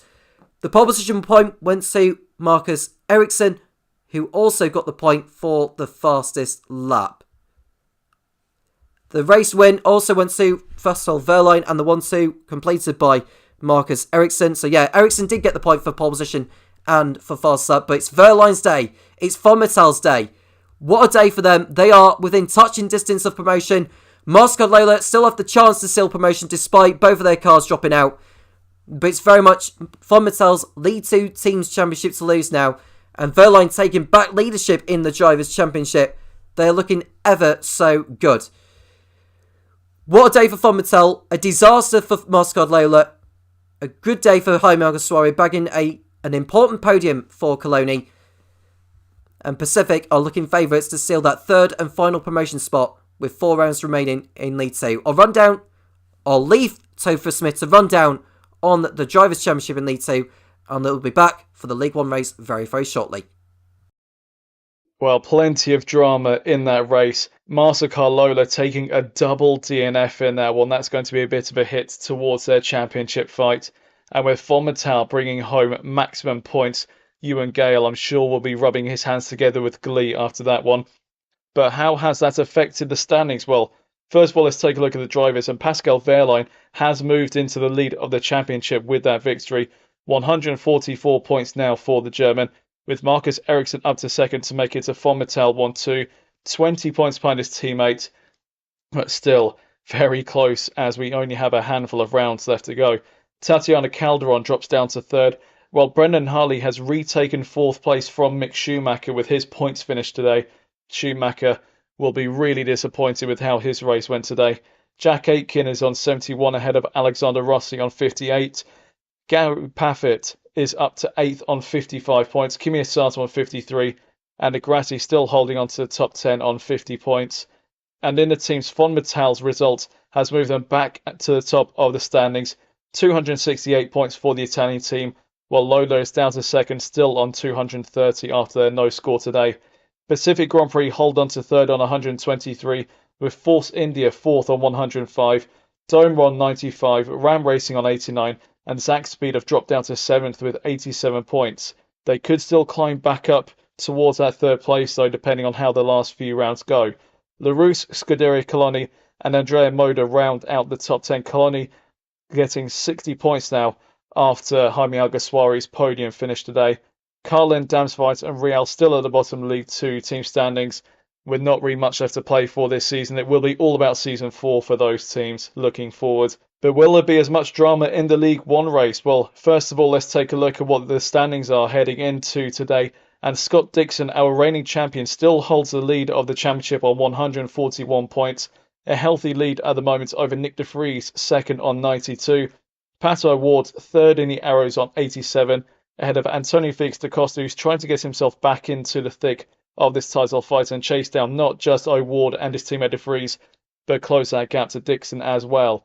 Will Power, fifth in the Leighton House on 76, ahead of Roman Grosjean on 60. Grosjean potentially not racing for the rest of the season. Sam Hall has been having a bit of a play around with his drivers, and as it stands, it is Kobayashi and Lopez in the car at the moment.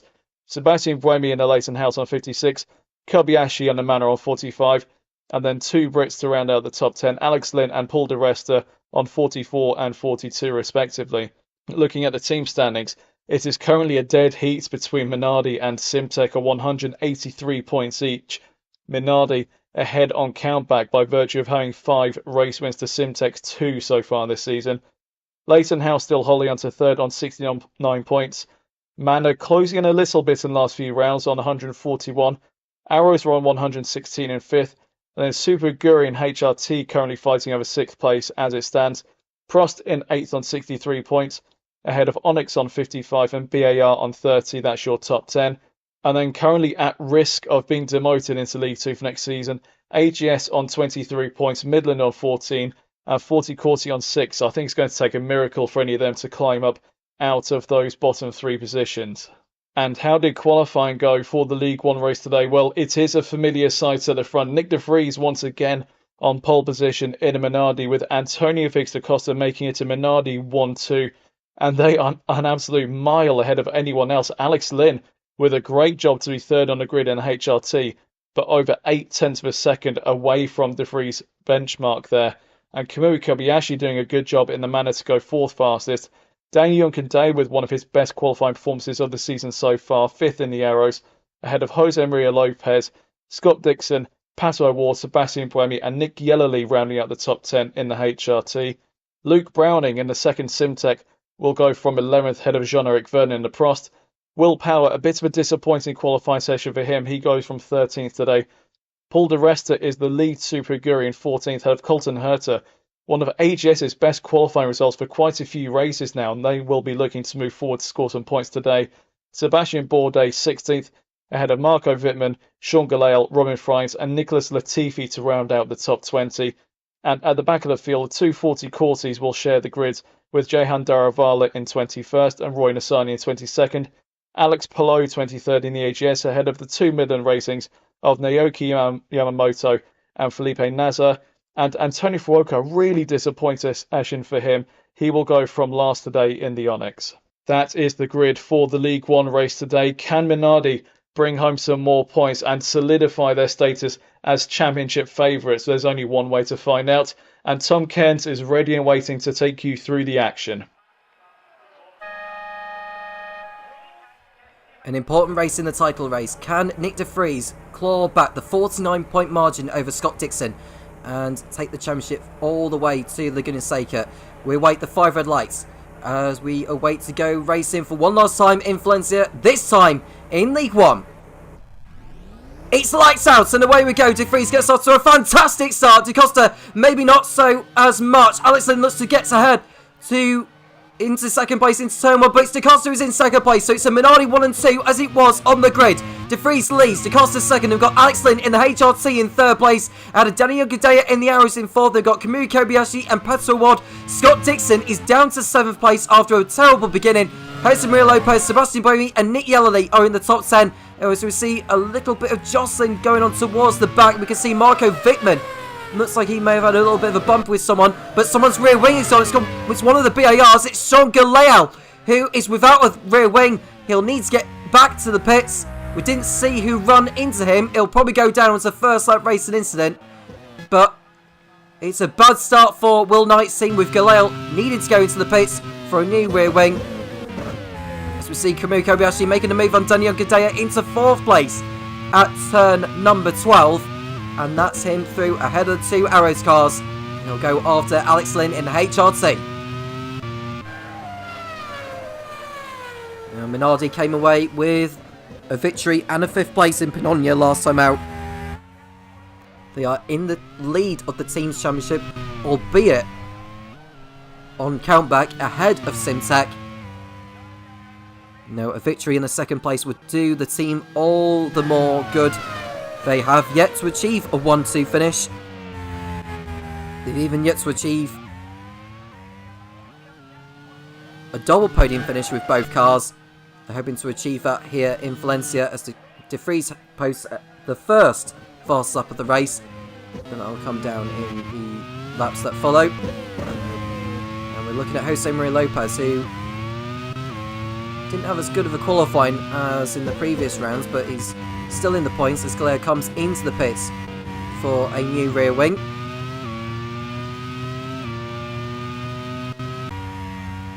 Now, Nicholas Latifi's outside the top 15 at the moment in the other BAR. Scott Dixon, who is under threat from Jose Maria Lopez as they come out of turn number 10. Kobayashi is further behind in 4th position, Daniel Kandea 5th, but it's Pato O'Ward. Scott Dixon. And we've got Lopez, Buemi and Yellerly in the top 10. Will Power's just outside the points in P11, just ahead of Jean-Eric Vergne. We've got Luke Browning, Colton Herter and Sebastian Bourdais. And Buemi's carrying an issue already, and it looks like he's going to be pulling out this one unless he can get that car back to the pit lane. That does not look like a Leighton House that is going at racing speed at all. Buemi, who's had a torrid time of it in recent races. He's not got any better here so far, and he just needs to be very careful he doesn't get in the way of the cars that are trying to go around him. And one of the fours he's trying to go through. Now, if Buemi causes an accident here, he could be in big trouble later on. And it's the last thing that Leighton House need at this stage of the season. And it's an electrical problem for Buemi, which has caused him to come into the pits at the end of the second lap. Power goes up into the points then.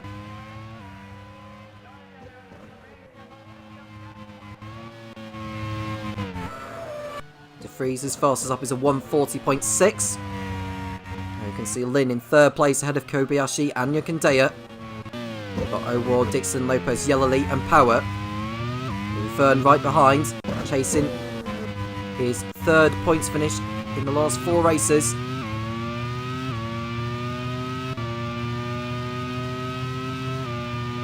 Fern has done a good job, a terrific job in his lone spell at Prost.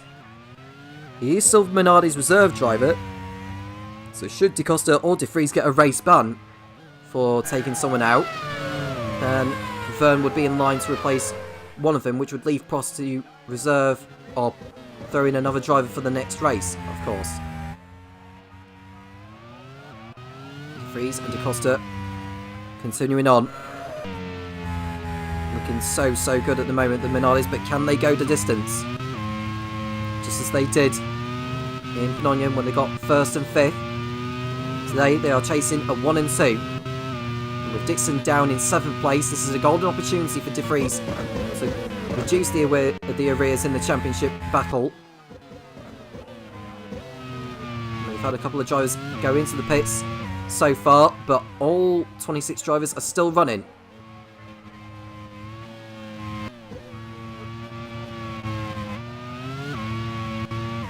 See Will Power in 10th behind Nick Yellowly, who retired in the last race.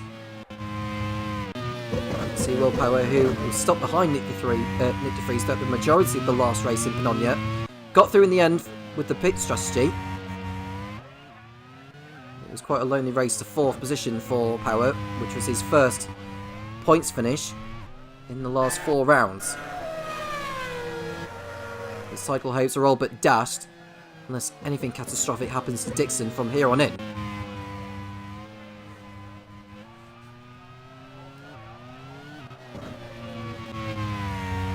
You can see Lynn in 3rd position, ahead of Kobayashi. As Colton Herter, he's running in 13th place ahead of Sebastian Bourdais. Paul di Resta is 15th in the Super Aguri.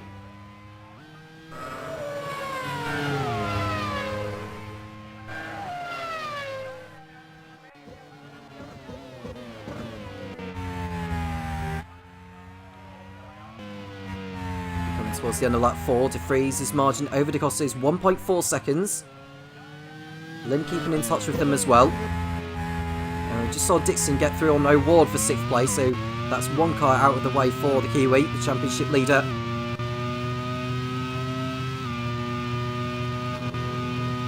Now, if Dixon was to come away increasing the championship lead, he could wrap up the title next time out in Buenos Aires.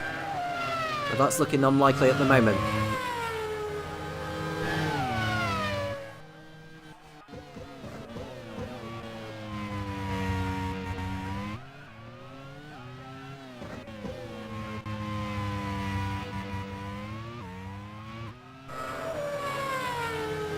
Lap 5 of the race.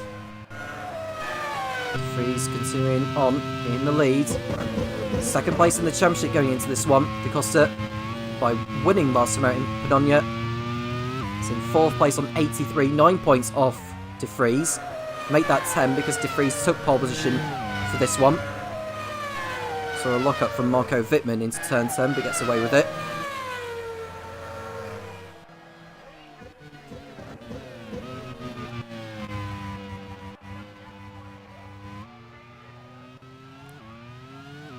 Pato O'Ward, 3rd place in the championship.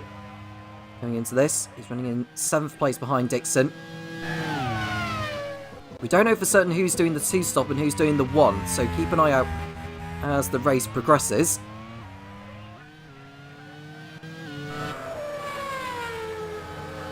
The two-stop seems to be the way to go, depending on how late you make your pit stops, really, and how you filter back out in the traffic.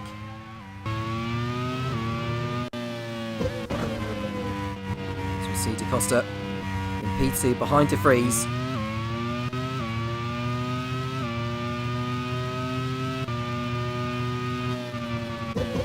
Kobayashi doing well in the manner in 4th position. Came into this round 8th in the standings. Didn't get up to the best of starts in the season. His first points finish coming in round 4 in Fuji on home turf. Yet to be sidelined for a race in favour of Jose Maria Lopez in Hockenheim, but was allowed back into the car for Pannone. Grosjean is currently on the sidelines after a decent start to the season until Sam Hall made the decision to drop Romain Grosjean.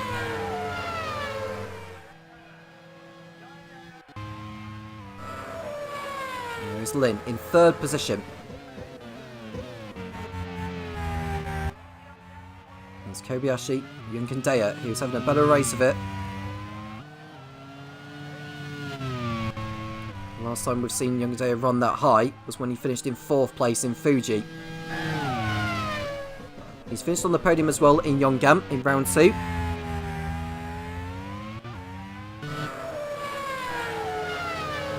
And there is Da Costa for a brief moment, and now we're looking at Jose Maria Lopez, who's behind Pato Award in the battle for 7th place. Will Power is in front of Nick Yellerly, for your information, in 9th place now. Jean-Eric Vergne will be determined to get into the points as well in the Prost. And Prost, who have had one of the best reliability records this season so far. And looking at their record, it seems like they've only... If you were to discount the disqualification that Marco Wittmann had picked up in the opening race in Sepang, they've only picked up one mechanical retirement, with the exclusion of the Istanbul one, which Marco Wittmann had dropped out in the final few laps, as well as Nico Prost, who dropped out on the final lap in Yongam. So you have to say, Prost's reliability record this season has been quite brilliant.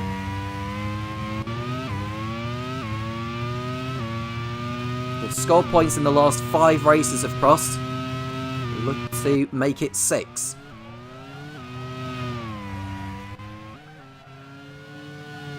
Here's De Vries. Da Costa not too far behind. 1.5 seconds between the two.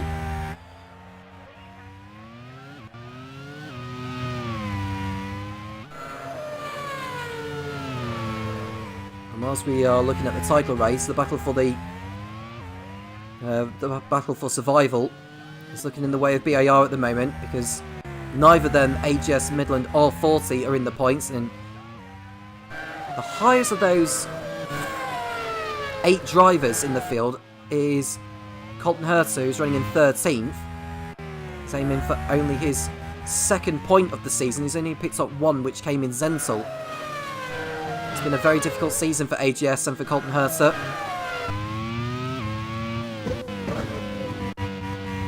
They'll go down to the last race in Laguna Seca, given how poorly those teams have scored this season. But it's looking as though BAR are the favourites to take that 10th and final safety spot in League One. Condemn AGS, Midland and 40 to relegation for next season.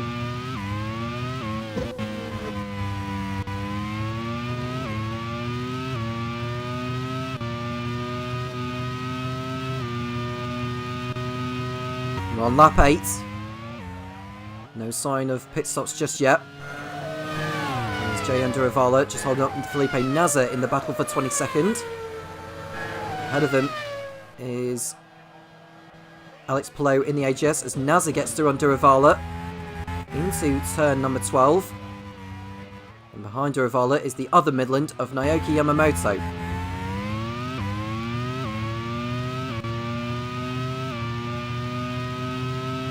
Now on lap number 9, De Vries continues on 1.6 clear of Da Costa, and Anduravala gets back through on Nasr, so Anduravala not taking it lying down, and no reason for him to. He is in the battle with the Midlands, as they are their rivals to beat the drop. Now, Midland haven't scored since Brands Hatch. 40 haven't scored since the opening race in Malaysia.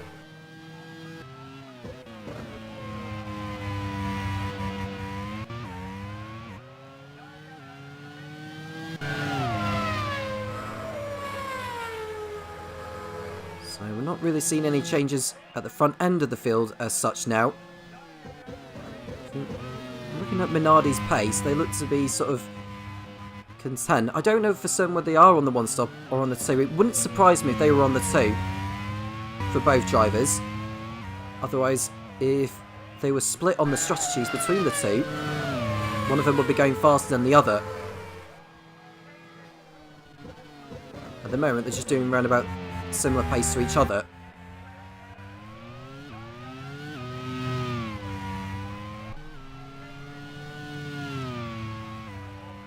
Now, both of the Minardis, if you were to include the double non-finish in Misano, they have failed. Neither car have made it to the end on 4 occasions this season.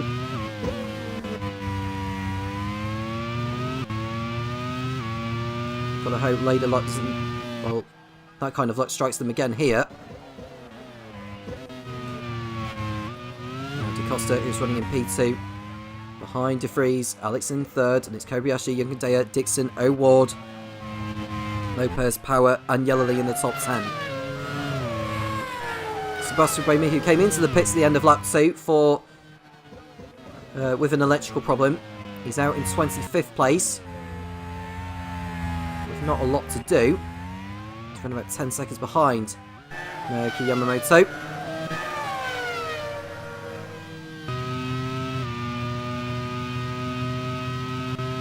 No retirements so far.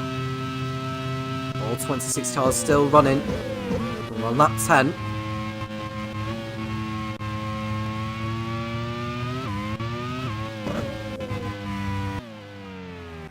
As we see Marco Wittmann make a lock-up. Getting away with it. He's running in 19th position as Wittmann. He had a decent race in Panonia on his way to 9th place. He made the strategy work.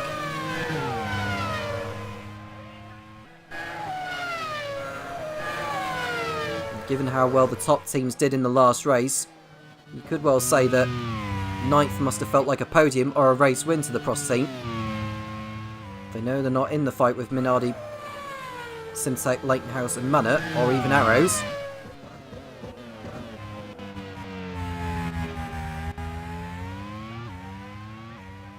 As the front end of the field complete their 10th lap. It's Alex Lynn, who's already finished on the podium this season. That came in Misano. He also finished 4th a couple of races ago in Hockenheim. HRT, after a difficult start to the season, he only picked up 6 points in the first 5 races. But since then, they've very much come on form.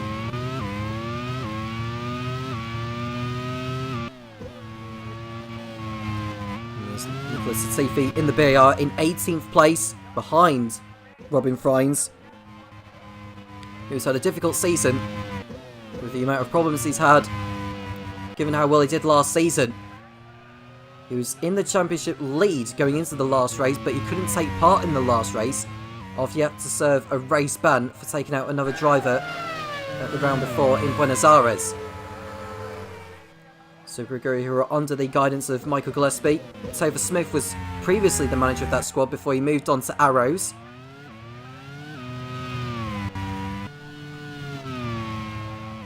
And there we see Nick de Vries, who's still going, as is his teammate Antonio Felix da Costa. We're on lap 11, I'm coming towards the end of lap 11. Alex Lynn, who's run about 5 seconds off the lead. And he's coming into the pits at the end of lap 11 for his first stop. So he's the first of the leaders to come in. And Scott Dixon is also heading for pit road.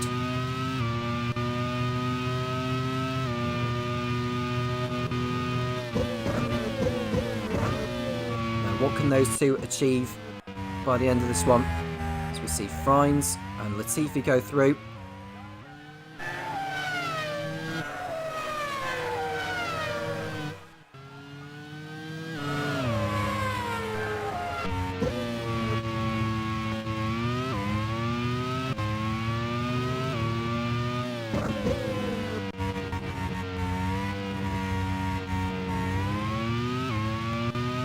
Here's Frines, so he's stuck behind.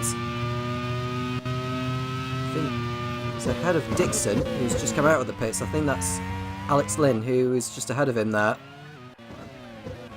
Lynn is now behind Roy Nissani. He's had a decent race for once.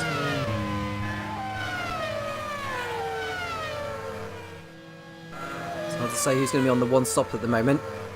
And Lynn and Dixon will hope that they can get through the field rather quickly. See the two Minardis running in first and second places. Come round to complete lap number 12. De Vries holds the... Oh, and that's a problem for Nick Nelly. It's a loose wheel for the HRT. Now, can he get that back to the pits? Or is it curtains for the second race running?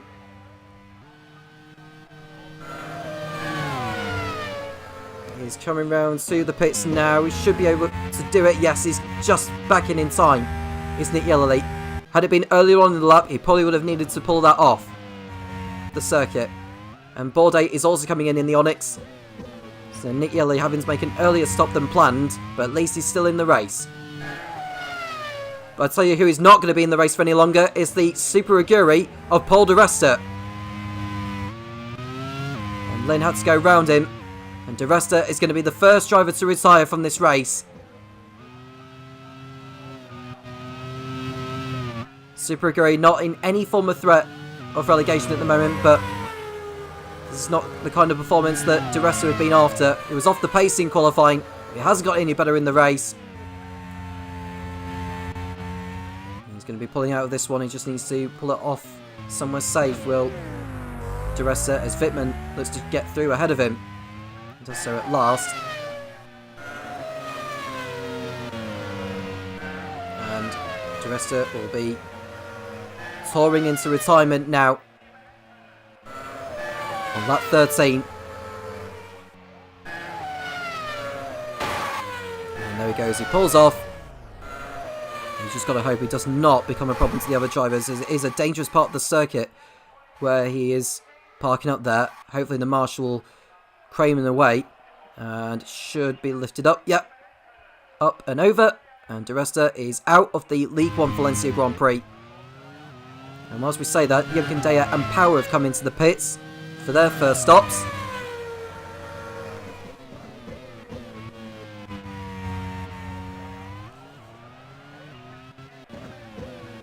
As we see De Vries and De Costa coming through turn number 10.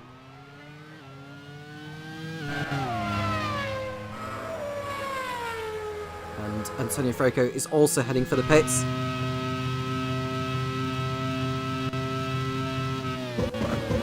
See the two Minardis first and second, but will it remain that way at the checker flag?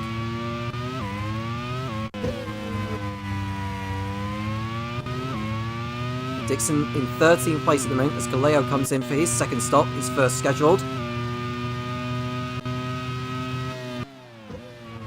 And now Dixon is stuck behind Danny Junkendaya, who's just got out of the pits ahead of him. This is a genuine battle for position, not for 12th place in terms of net 12th, but in terms of net 5th position, I believe. Lynn is ahead of those two as well. Kobayashi is still yet to come into the pits. And Nick De Vries is also in from the race lead. As Boemi gets through on one of the Midlands there, that'll be Naoki Yamamoto. De Vries comes in from the race lead.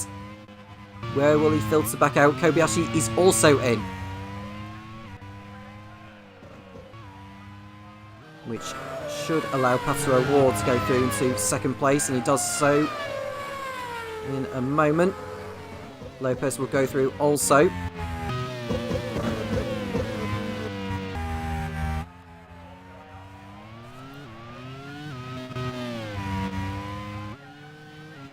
And we're looking at Nick Yellerly, who's behind the Midland.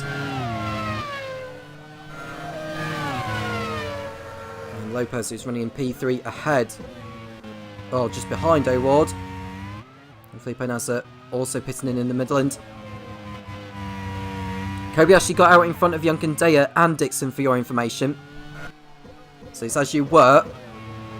So Yamamoto loses another place to Nick Yellerly this time, who's making up for the problem he had earlier with the loose wheel.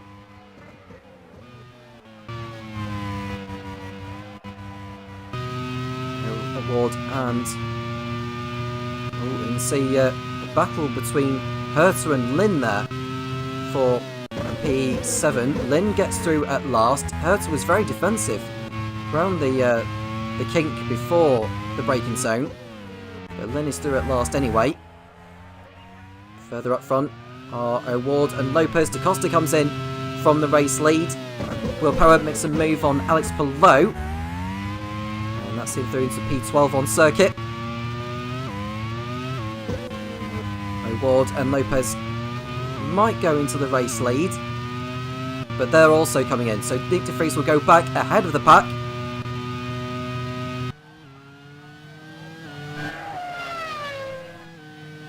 He was about 1.5 seconds ahead of Da Costa before he pitted him, but it's as you were. Da Costa may be a little bit further back than last time, but he'll be on the fresher tyres to what de Vries is on, so it's a Minardi 1 and 2 again. Nick Yellerly. Oh, that's a spin there for Yamamoto. Right in the middle of the circuit. Now, has he had a problem there? He's off the racing line quite a number of times there. There's a problem with that Midland. And the wheels come off Yamamoto's car. And he is right in the middle of the circuit. And his race is over. That's not going to impress team manager Alex Johnston by any means. He'd already been dropped early in the season after being involved in an incident or two, particularly the one in Misano where he had been involved in a horrendous accident that took out both AGS cars, which resulted in a 2-race ban and a drop, a temporary drop by Alex Johnston. And I think that mistake there may well give Alex Johnston something to think about for the next race in Buenos Aires. Yamamoto is the second driver to retire from the race. Now, O'Ward and Lopez are behind Dixon, for your information. But they were behind him anyway before the pit stops had begun. As we see Yellerly trying to get through on Duravala this time. Now, Duravala, who's yet to stop in this race, is holding Yellerly up. As we see Da Costa, sorry, that's de Vries for your information. Da Costa is a little bit further back. Verne will be right on the tail of the Portuguese as de Vries posts a new fast lap of the race. And Verne is finally in from 3rd place. He'll go down the order. He'll fall behind Will Power, I'd have thought. He'll probably go behind Alex Palou unless Palou ducks into the pits. And Alex Lynn, who's in 4th place behind Scott Dixon's teammate Luke Browning. With him staying out there, I wonder if he may well be on the 1 stop.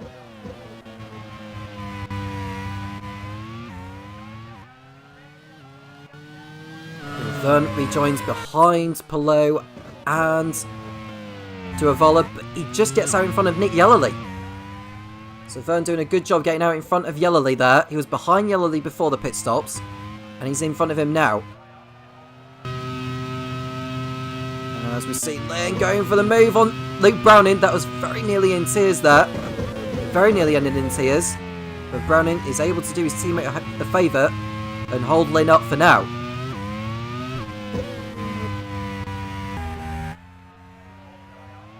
And we go to de Vries once more. He's 3 seconds clear of Antonio Felix da Costa. And now we're seeing a move from Jean-Eric Verne on Jehan Duravala. And it looks like Nick Yellerly is trying to get through on both Duravala and Verne at the same time. And what a move from Nick Yellerly on the pair of them. Fantastic overtake from the Brit to pull off a phenomenal move on the 40 and the Prost. What a cracking move there from the HRT to pull off a superb double overtake to put himself back up into what is now 12th place on track. But that could mean an important move later on as Vernon Duravala taking a weird line coming out of the sequence of corners there as DaCosta posts a new fast lap of the race in the Minardi. Hopefully the problems for Vernon Duravala don't become terminal later on. We saw what happened with Yamamoto earlier on. But there is De Vries in the race lead at the moment. DaCosta closing down the gap a little bit now. As Vern continues to make a mistake coming out of the last turn there. He's in front of Duravala, but he's dropped back from Alex Palou since Nick Yellerly got by him.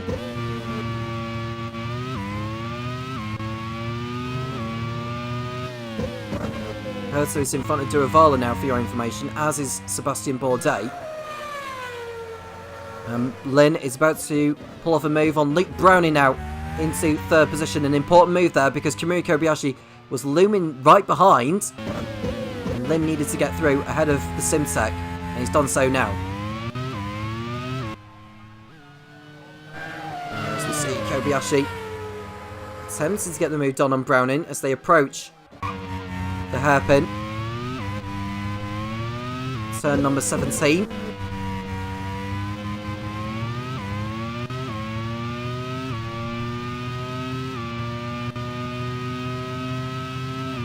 Whilst we await for Luke Browning to make his one and only pit stop, I think he's going to do the one stop is Luke. As he looks to help Simtek's bid to win the team's championship, something which they couldn't do last season, despite winning the drivers.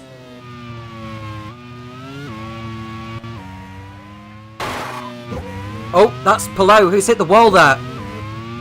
I'm not sure what happened there involving Alex Palou. Has he encountered the problem or did he do that by himself? I think he did it by himself. Did the home hero. Yeah, he had a problem of some sort. Hit the barrier. His teammate went through, luckily. But Alex Palou is all over the place here. Don't know what on earth is going on involving him. He starts causing a problem right behind. There could be an inquiry with the stewards later on. He's driving rather erratically at the moment. And now he's holding up Sebastian Bourdais. And that's the 40 going through of Duravala.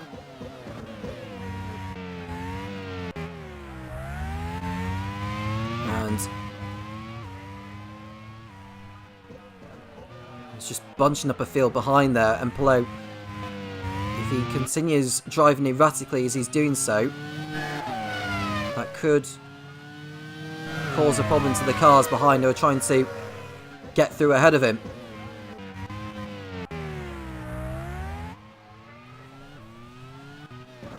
So behind Palou is Duravala, behind Duravala is Bourdais, and behind Bourdais is Latifi, who's trying to get through on him as well. So he's ahead of Nissani is Latifi, and looking at all those cars behind, they're so desperate to get in front.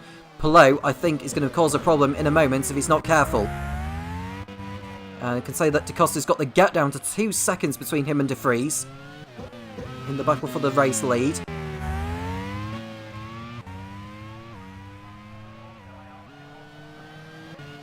Oh, there's a collision further back. That's Duravala, who's come together with the BAR of... Is that Nicholas Latifi's come together? I think it is. I knew it would happen at some point. It was a matter of when. Yeah, they've come together, those two, and their races are over. Well, Duravala's is anyway, because the left rear tyre has come off his car. We're looking at Latifi now. Now, who was at fault here? Oh, it's a bit of 6 in one, half a dozen the other. But if there's anyone going to be taking the blame for it, it's Latifi. Although Duravala did move across on the BAR. Duravala's race is over. Latifi is tangled with the 40.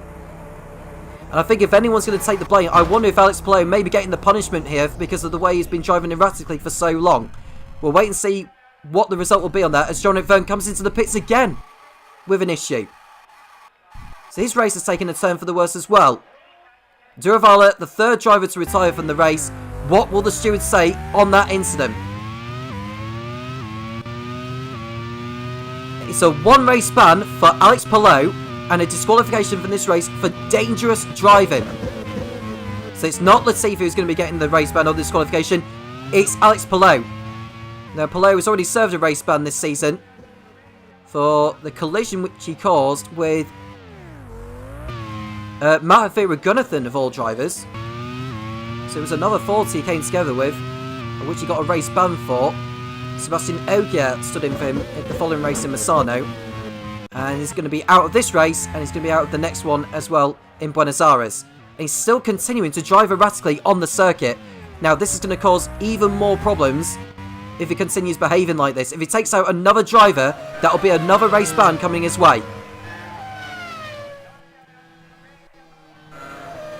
You can see the drivers squirming around. It's a long train of cars trying to get through ahead of Palou. You can see Froko and Wittmann right behind there. Well, I think that's Fern, actually. As Palou pulls off, he's crashed into the barrier and he's out of the race now. And I think the drivers behind will be very relieved to see that, because Palou was becoming too much of a problem to the drivers. A dangerous problem of that. And his race has ended in the wall. Yeah, the left rear has come off and his race has ended up in the wall.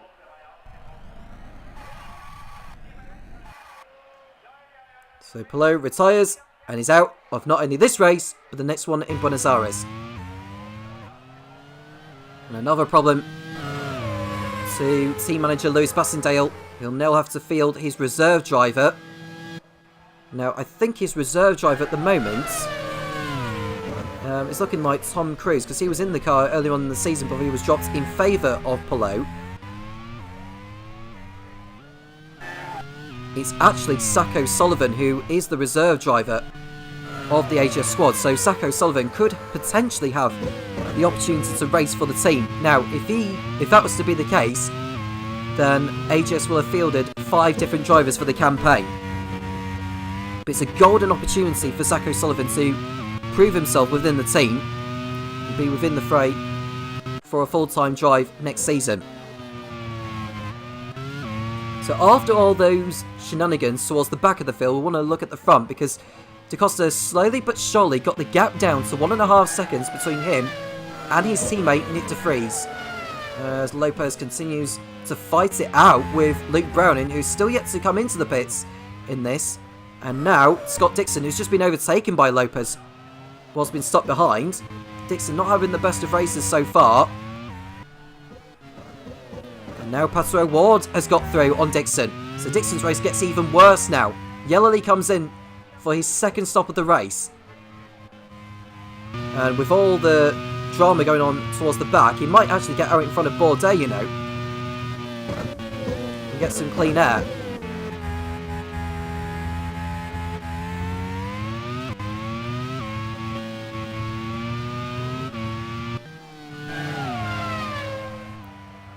As we see Da Costa closing still. And Vern, who's behind one of the Midlands, which is Felipe Nasser. He's not able to get through at the moment. Vern has already pitted twice in this race. He's struggling at the moment. Prost have had a race to forget so far, but both cars are still going.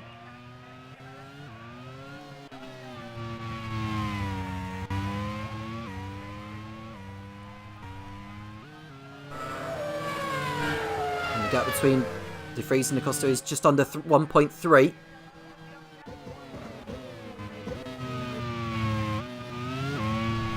Minardi's on their own, dominating the streets of Valencia.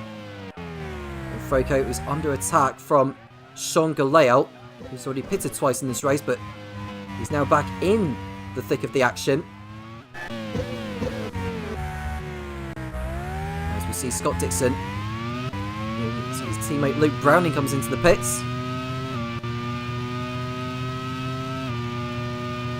He'll get out behind Herta, unless Herta decides that he needs to come into the pits. He'll certainly get out in front of Nick Yellowly. Luke Browning has played this one very, very well. Good race by his standards so far. Buemi is behind Marco Wittmann in the battle for 14th place.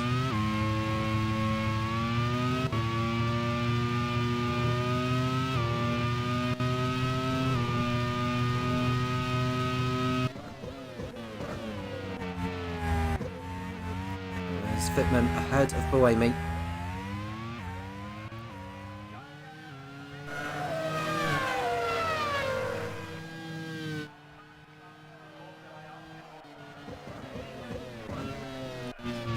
Turn number 2 they go through.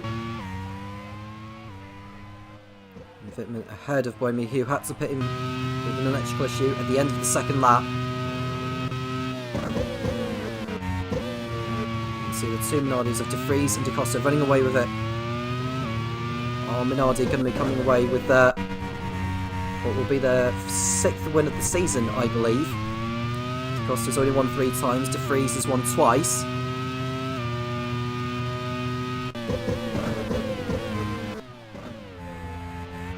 Dixon is now in 8th behind O'Ward.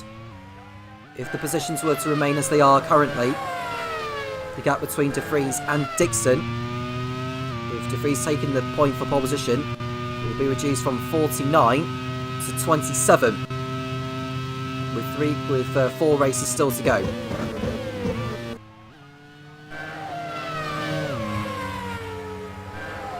After we go to Valencia, we go to Buenos Aires, then to Curitiba in Brazil, San Carlos, Venezuela, and the season finale will be at Laguna Seca, California, USA.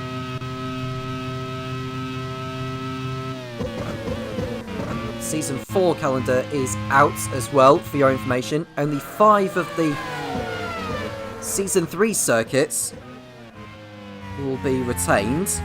Valencia is not one of them.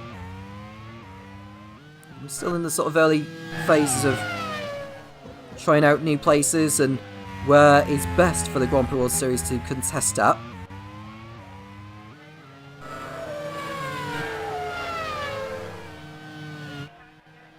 Now, a rundown on where we'll be going. We'll be starting the season off in Jaraguá in Rio de Janeiro, Brazil. Buenos Aires, Argentina, followed by Monterrey in Mexico. We've got Barber in the USA, Montjuic in Spain, and then it's Dijon-Bourgogne in France, Mugello in Italy, Nürburgring, Germany, Istanbul in Turkey, Parnu, Estonia, Anderstorp in Sweden, Zhuhai, China, and it's Octopolis in Japan, Yongam, which will be the 14th round in South Korea, Sepang in Malaysia, and the season finale will be in Service Paradise, Queensland, Australia. Only 5 of the 16 of this season will be retained for the next campaign, which are Buenos Aires, Dijon-Bourgogne, Istanbul, Yongam, and Sepang.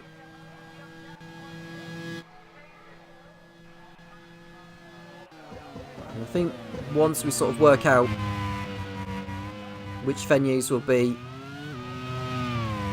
sort of give the thumbs up to, will help decide, hopefully with more continuity in the seasons to come. The Grand Prix World Series is the championship to watch. You do not want to take your eyes off it.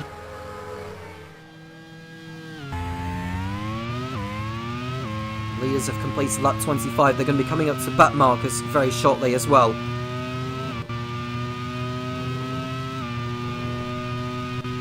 Right on board with Alex Lynn in 3rd place ahead of Kamui Kobayashi. He's about 4 seconds back.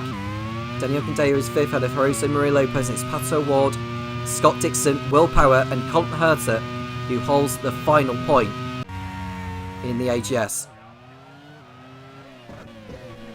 And you can see Buemi behind Sebastian Bourdais for 13th place. And the overtake is enough to move him up the order. Behind Bourdais is Marco Wittmann, who's just a couple of seconds back in the Prost.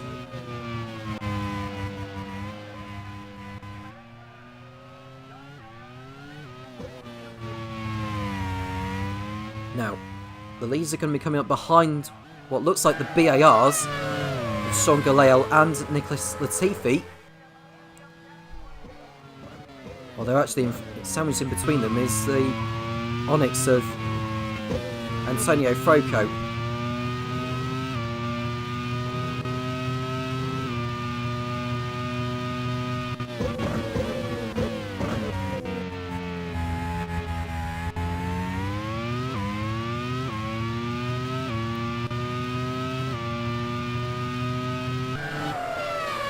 De Vries coming up behind one of the BARs now. That's a lap, which is Nicholas Latifi. De Vries gets through, no problem in at turn 2.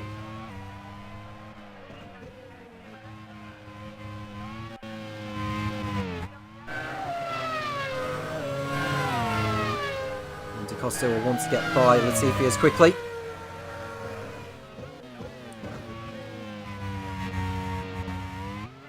Costa was not able to get through on Latifi at turn number 8 there, so he has to hold back for a little bit. De Vries will be coming up behind Antonio Froco to lap.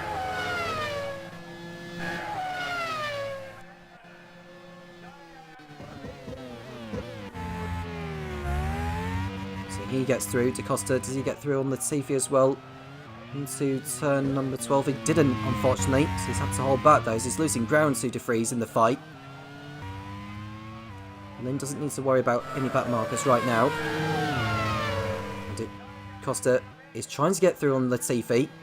He's not very happy with Latifi getting in the way there. De Costa is through at last anyway. Latifi held him up for longer than he should have been.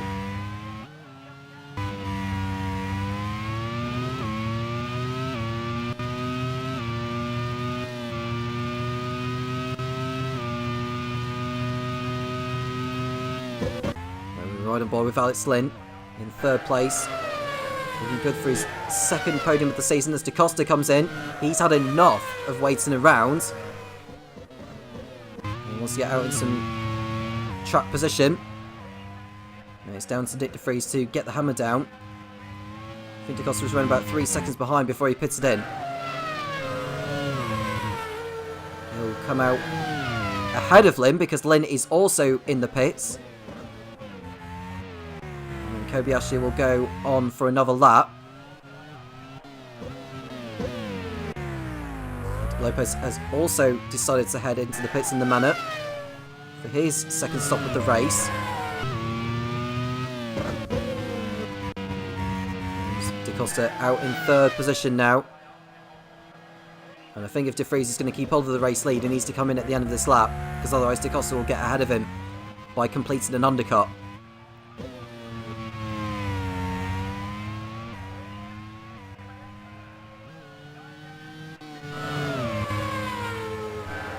This is the moment of truth now. Can De Vries retain the lead this time? Or has De Costa done enough to complete an undercut?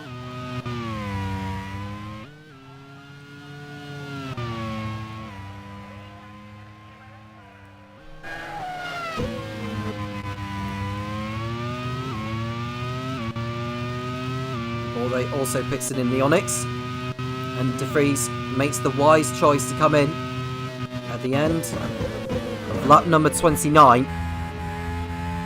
Has De Costa done enough on this outlap to complete an undercut? Whilst De Vries lost time behind back markers, De Costa would have been making up time on his outlap, on his fresher rubber. It's going to be very close. There is Kobayashi in front of him. He's not holding him up just yet.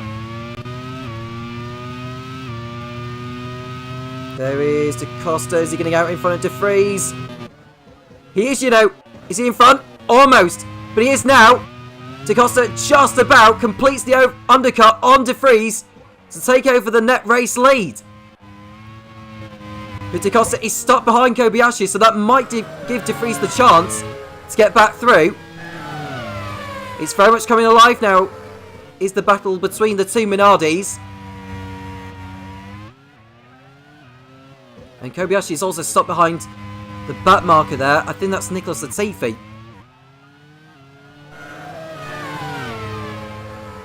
And it looks like Scott Dixon has also been in the pits as well in the Simtech. And Da Costa gets through ahead of the Manor, as does Nick De Vries. And now Da Costa's got a problem because he's got the BAR ahead of him, which he's trying to lap. Bohemi's in the pits for what will be the third time in this race.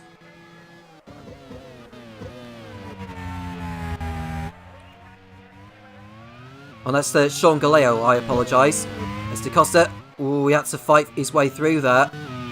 And Nick De Vries almost had to slam on the brakes to slow down to avoid making contact with the BAR, and he's lost ground. Da Costa in the race lead then, ahead of De Vries, approaching the end of lap 29.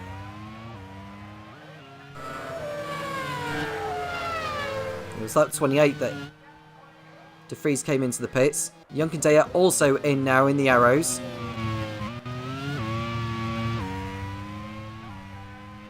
Willpower also coming in. Roy Nissani is about to be overtaken by Robin Friends. Turn 12 goes the Dutchman.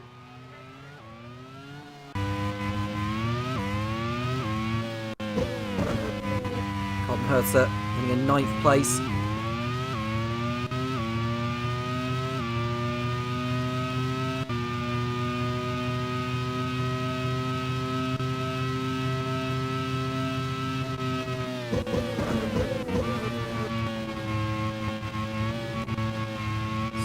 On board. We're looking at Nick De Vries, who's going after his teammate Antonio Felix da Costa now. Vern into the pits once more. It's been a race to forget for him.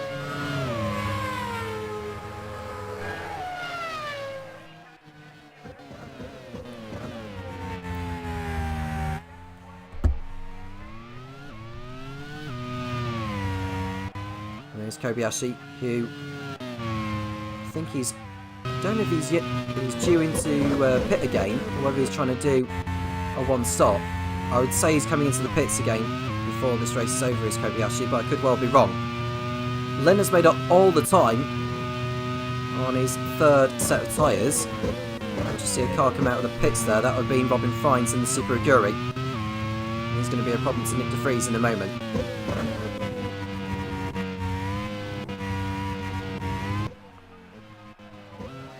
We'll see Kobayashi in third position.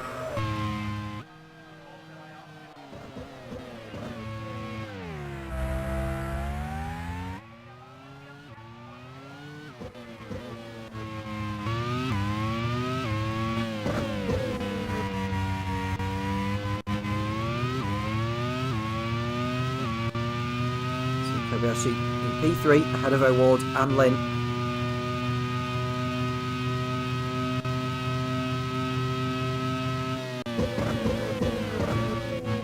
Dixon back in 9th place now, behind his teammate Luke Browning, who wants to let his teammate go through in a moment.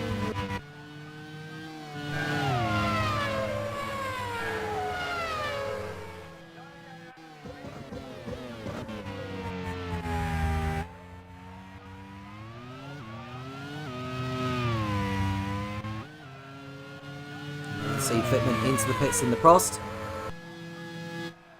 And now we are seeing the overtake being completed by Scott Dixon on his teammate Luke Browning. Dixon through into 8th position.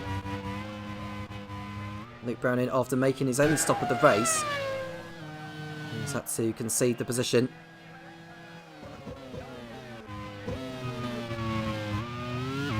Da Costa's lead is just under 3 seconds over Nick De Vries. Sandwiched in between those two, I believe, is Marco Wittmann in the Prost. He's just come out of the pits.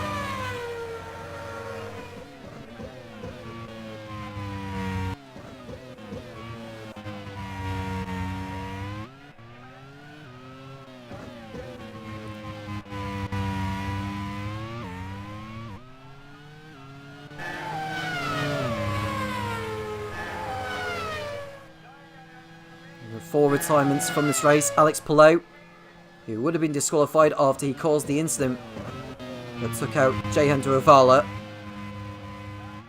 through his erratic driving on track. Duravala had to retire, as did Naoki Yamamoto and Paul Di Resta.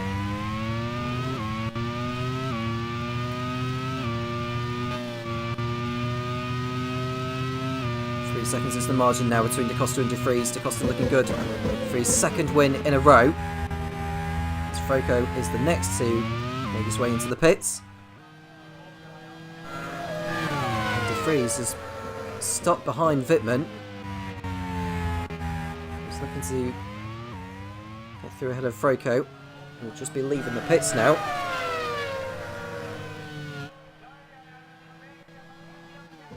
Kobayashi is finally in for his second stop. He'll come out ahead of Junkendaya. O'Ward also coming in as Willpower makes a move on Luke Browning now for 9th place. Now what will that mean for Junkendaya, Lopez and Dixon with Kobayashi and O'Ward in the pits?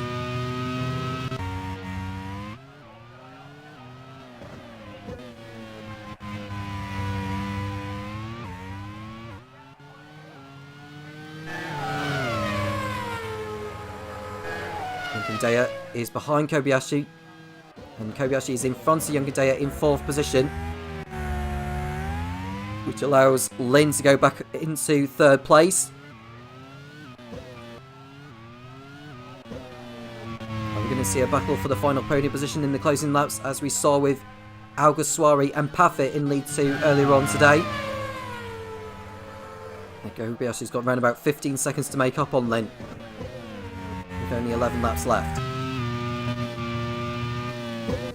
And Buemi, who will be happy to see the back of this race, given how his race has panned out. He's just got through on Felipe Nasr's just pitting in for the last time. Vern goes up to 14th as well. Looks though possibly not going to be coming away with any points this time around. So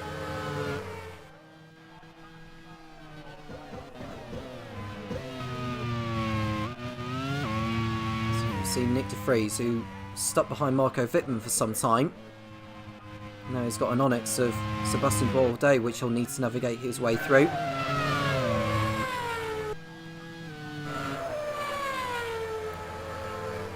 There is Alex Lin, looking good for 3rd place. Now, should he stay there, it'll be HRT's 3rd podium in the last 6 races. And should they remain there, they'll move in front of Super Aguri. Nick Yellowlee's just outside the points in P11. Since he's done 2 stops in this race, or at least he will have done at least. He'll be catching after Luke Browning for the final point.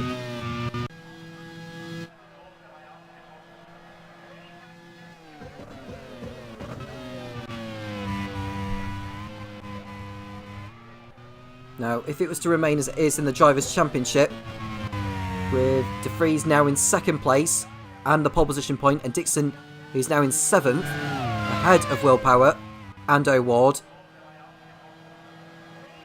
the gap will come down to 36 points with 4 races still to go. With DaCosta on course for victory and the fastest lap, he'll go up into 3rd place in the Drivers' Championship and close to within 2 points of his teammate Nick De Vries. Minardi, who are on course for maximum points in the team's championship, they'll distance themselves clear of Simtek, who are only going to get 7 championship points, so the gap will be 38 between the two, and Lakenhouse will fall further behind, with Power in 8th and Buemi only in 13th. Lakenhouse only getting 4 points from this one, going to 173, and Manor, who seems to be on course with Kobayashi in 4th and Lopez in 6th. That would give them 20 championship points. They'll go on to 161, and therefore be only 12 behind 3rd place Lakenhouse. As for Arrows, they will remain 5th, despite Junkendaya in 5th and O'Ward in 9th, both cars in the points. they would go on to 128.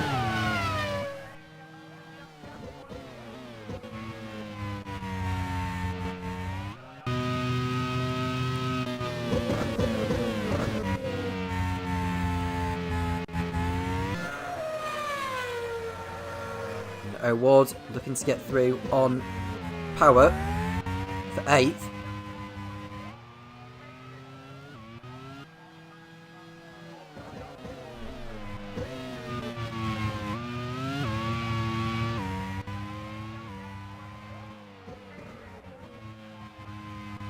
Eight laps to go. DeCosta's margin over De Vries is 3.7 seconds. Lynn, who's run about 26 seconds off the lead now. He'll be happy with this. But as we've seen from time and time this season,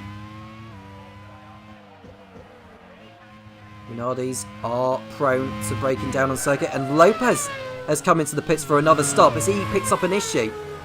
The Manor driver. It looks like he has, and he's going to fall out of the points. He'll come out in 11th place, but this is not what Lopez needed at this stage of the event. And that's bad news for Manor in their quest to catch Leighton House and possibly Simtech in the Teams Championship.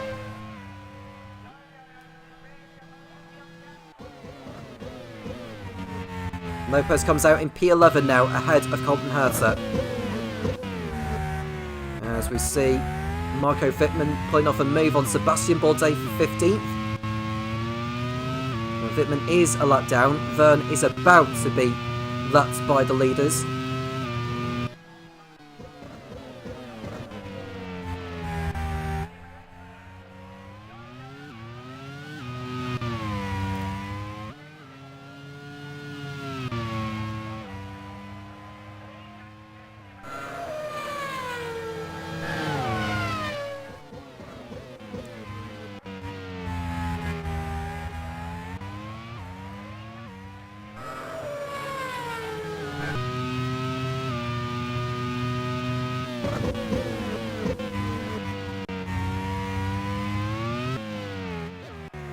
And we see Alex Lynn pulling off the circuit, and he's out from 3rd place.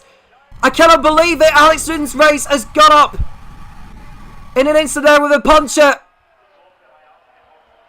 Unbelievable lot for John Munro. Looking good for 3rd place. That is being taken away thanks to a puncher for Alex Lynn. Unbelievable luck. Kobayashi goes up into 3rd place then in the Manor. Youngadea 4th, and Dixon's now up to 5th in the Simtech.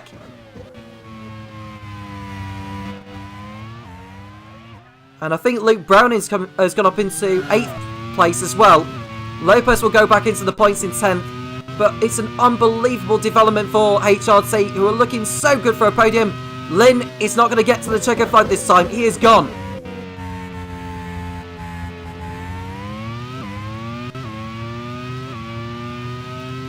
Dixon is less than 3 seconds behind 4th place Youngandea. Nick Yellowly goes up to 9th at least. And Colton Herter is 1 position away from a point scoring position as well.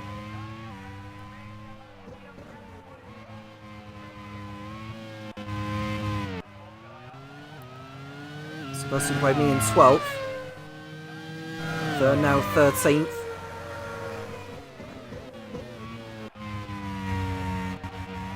Now, if any of the Minardis encounter a problem and are able to get back to the pits, they'd still come out in 2nd position.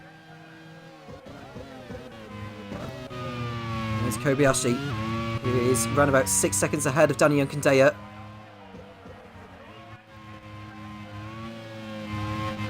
Luke Browning in 8th, Nick Yellowly 9th, Jose Maria Lopez in the last points place in 10th.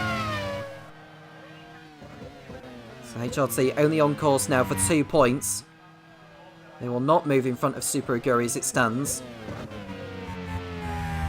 As we see DeCosta is coming up behind Jean-Eric Verne, who is the reserve driver in the Minardi squad.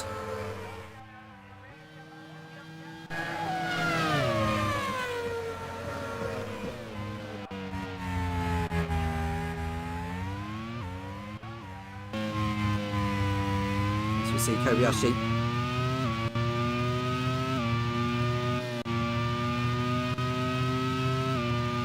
In the manner on course for what will be his second podium of the season. He won on the road in Dijon-Bourgogne, but had to serve a 10-second time penalty for an unsafe rejoin.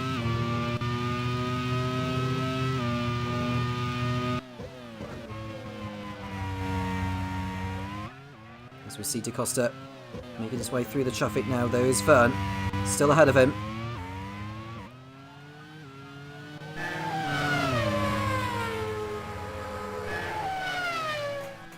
What result this will be for Minardi. This will be their first 1-2 in the Grand Prix World Series, should it remain as it is. They're 5 laps away from completing that task.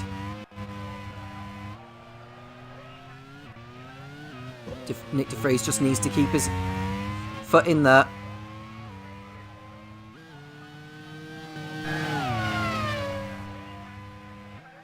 Now, should Da Costa take the race win, he will equal the number of victories in a Grand Prix World Series season by one driver. Jean-Eric Verne did so for BAR in Season 1. Scott Dixon likewise in Season 2.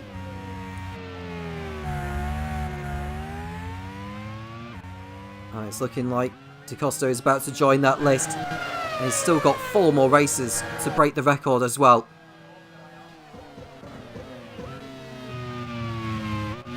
Four laps to go. Verne has just been lapped by Da Costa now.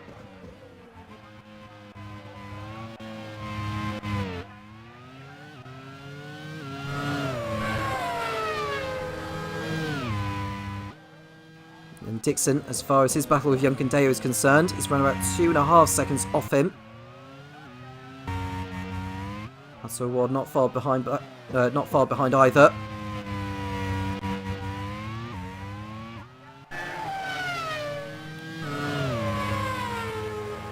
Less than 6 seconds between Yelali and Lopez in the battle for 9th.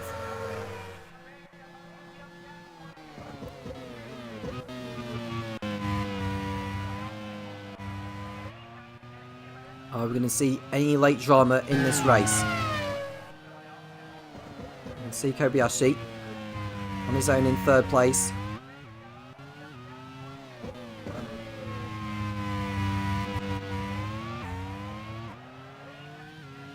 No mechanical problems, hopefully, for Sam Hall's team. He'll be very happy with this podium result.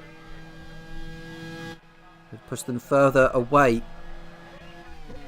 from arrows in the team's championship. And close up to Leighton House. Kobayashi in 3rd, and Lopez is in 10th place. That'll give the team 16 championship points. Leighton House are only on course for 6. So reduce the gap from what is currently 28 to 18.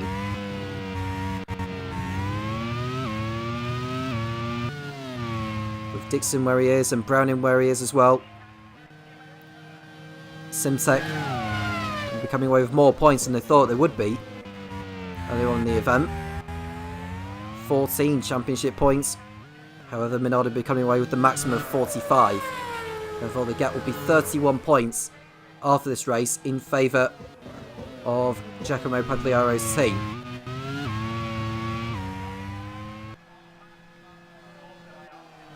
You can see De Vries is coming up behind Jean-Eric Verne.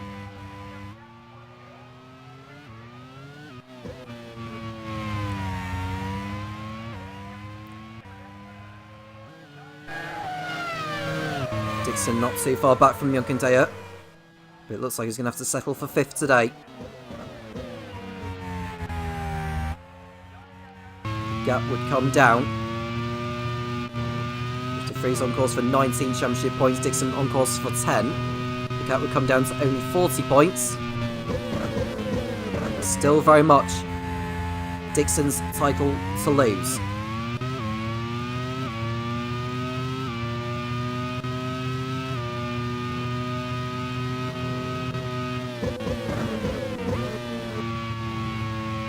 Da Costa will go up into 3rd place in the championship.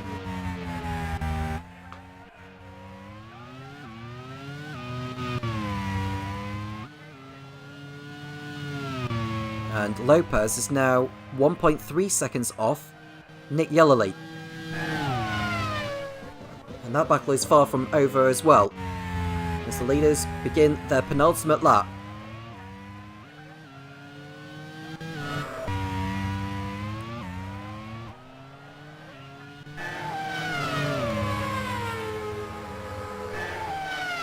What a race it's been for Minardi so far. Still got another 8 kilometres or so to complete, but they've very much got the job done here.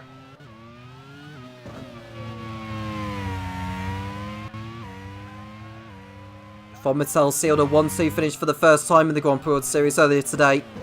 Minardi are about to replicate that here on the streets of Valencia. As Lopez gets through on Nick Yellerly for 9th position. So at least that's 2 points coming in the way for him instead of 1. John Munro is going to have to settle for a point today. And Antonio Fitz-da-Costa is about to begin the final lap now of the League One Valencia Grand Prix. Nick de Vries will have to settle for second, which will be very unhappy after starting from pole and dominating and getting stuck behind traffic. Costa is about to put a lap on Sebastian Buemi. Given Buemi's pace, he probably won't put a lap on him. He doesn't need to. You can see Kobayashi in the manner, returning to the podium. Now, should he finish on the podium, they'll take his total, I think, up to 8, I believe. Just look on my my notes. Yeah, it'll be his 8th career podium for Kamui Kobayashi, the 2nd for Mana. The first 6 came when he was an Arrows driver in the hands of Emma Butterworth.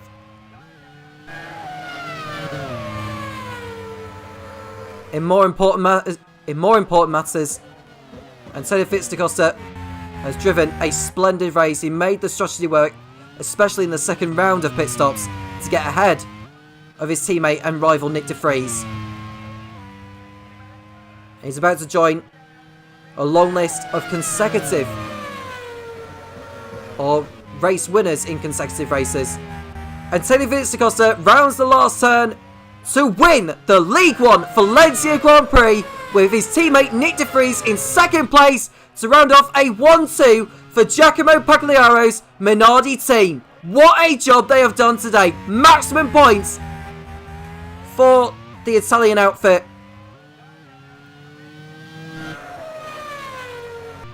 They edge closer to the team's championship. Nick de Vries and Antonio Fitz-da-Costa close in a little on Scott Dixon in the Drivers' Championship. We'll go to Kamui Kobayashi, who comes home in 3rd place in the manor. What a drive from him. It should have been Alex Linz, but a puncher had forced him to retire. And it's Daniel Gadeo who will hold off Scott Dixon for 4th position. Dixon bagging more points in his quest for his 2nd Grand Prix World Series cycle. Pato Award 6th with Willpower in 7th place. Luke Browning is just going to hold off Jose Maria Lopez for 8th place. One more lap and I think Lopez would have got by him. Browning will be 8th, Lopez 9th after his issue in the closing stages. And Nick Yellerly is going to bag the last point for HRT in 10th place. Colton Herter just missing out in 11th. It's a good effort from him today. Sebastian Buemi will be 12th and the last driver on the lead lap.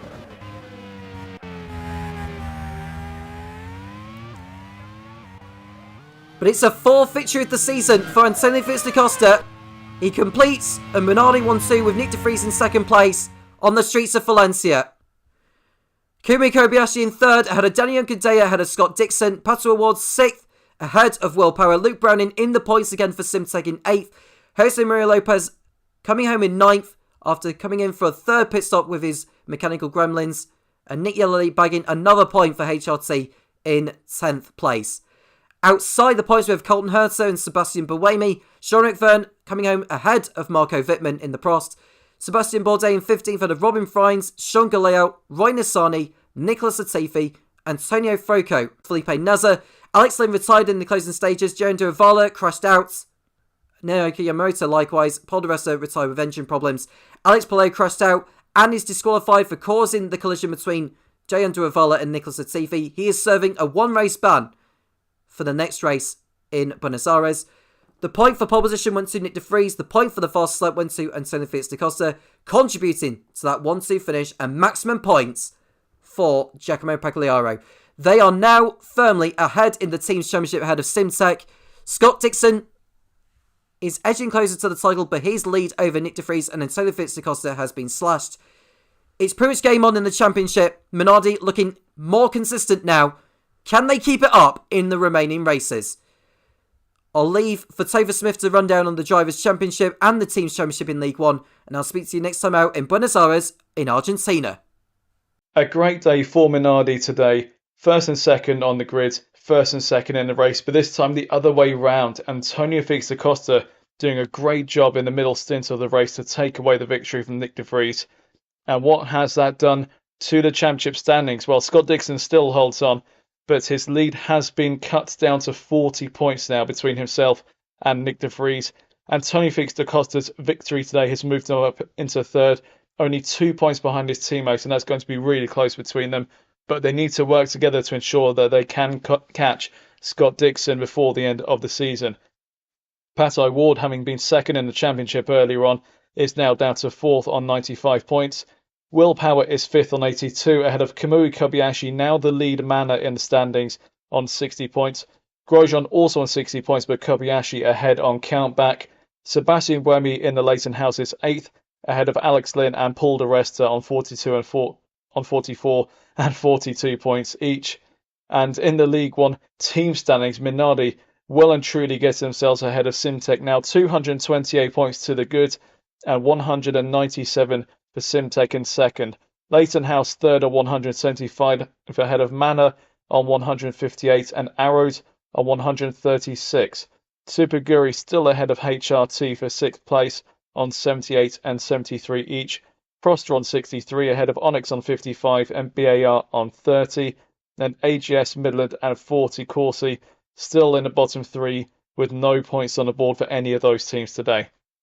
Well, it's been another fantastic day of action here in the Grand Prix World Series. Valencia has given us a treat today, and we will look forward to the next round, which is going to be on the Argentinian circuit of Buenos Aires. That was a classic last season, and we're looking forward to an equally exciting race this time around as well. Until then, thank you all for tuning in. I've been Topher Smith, and take care.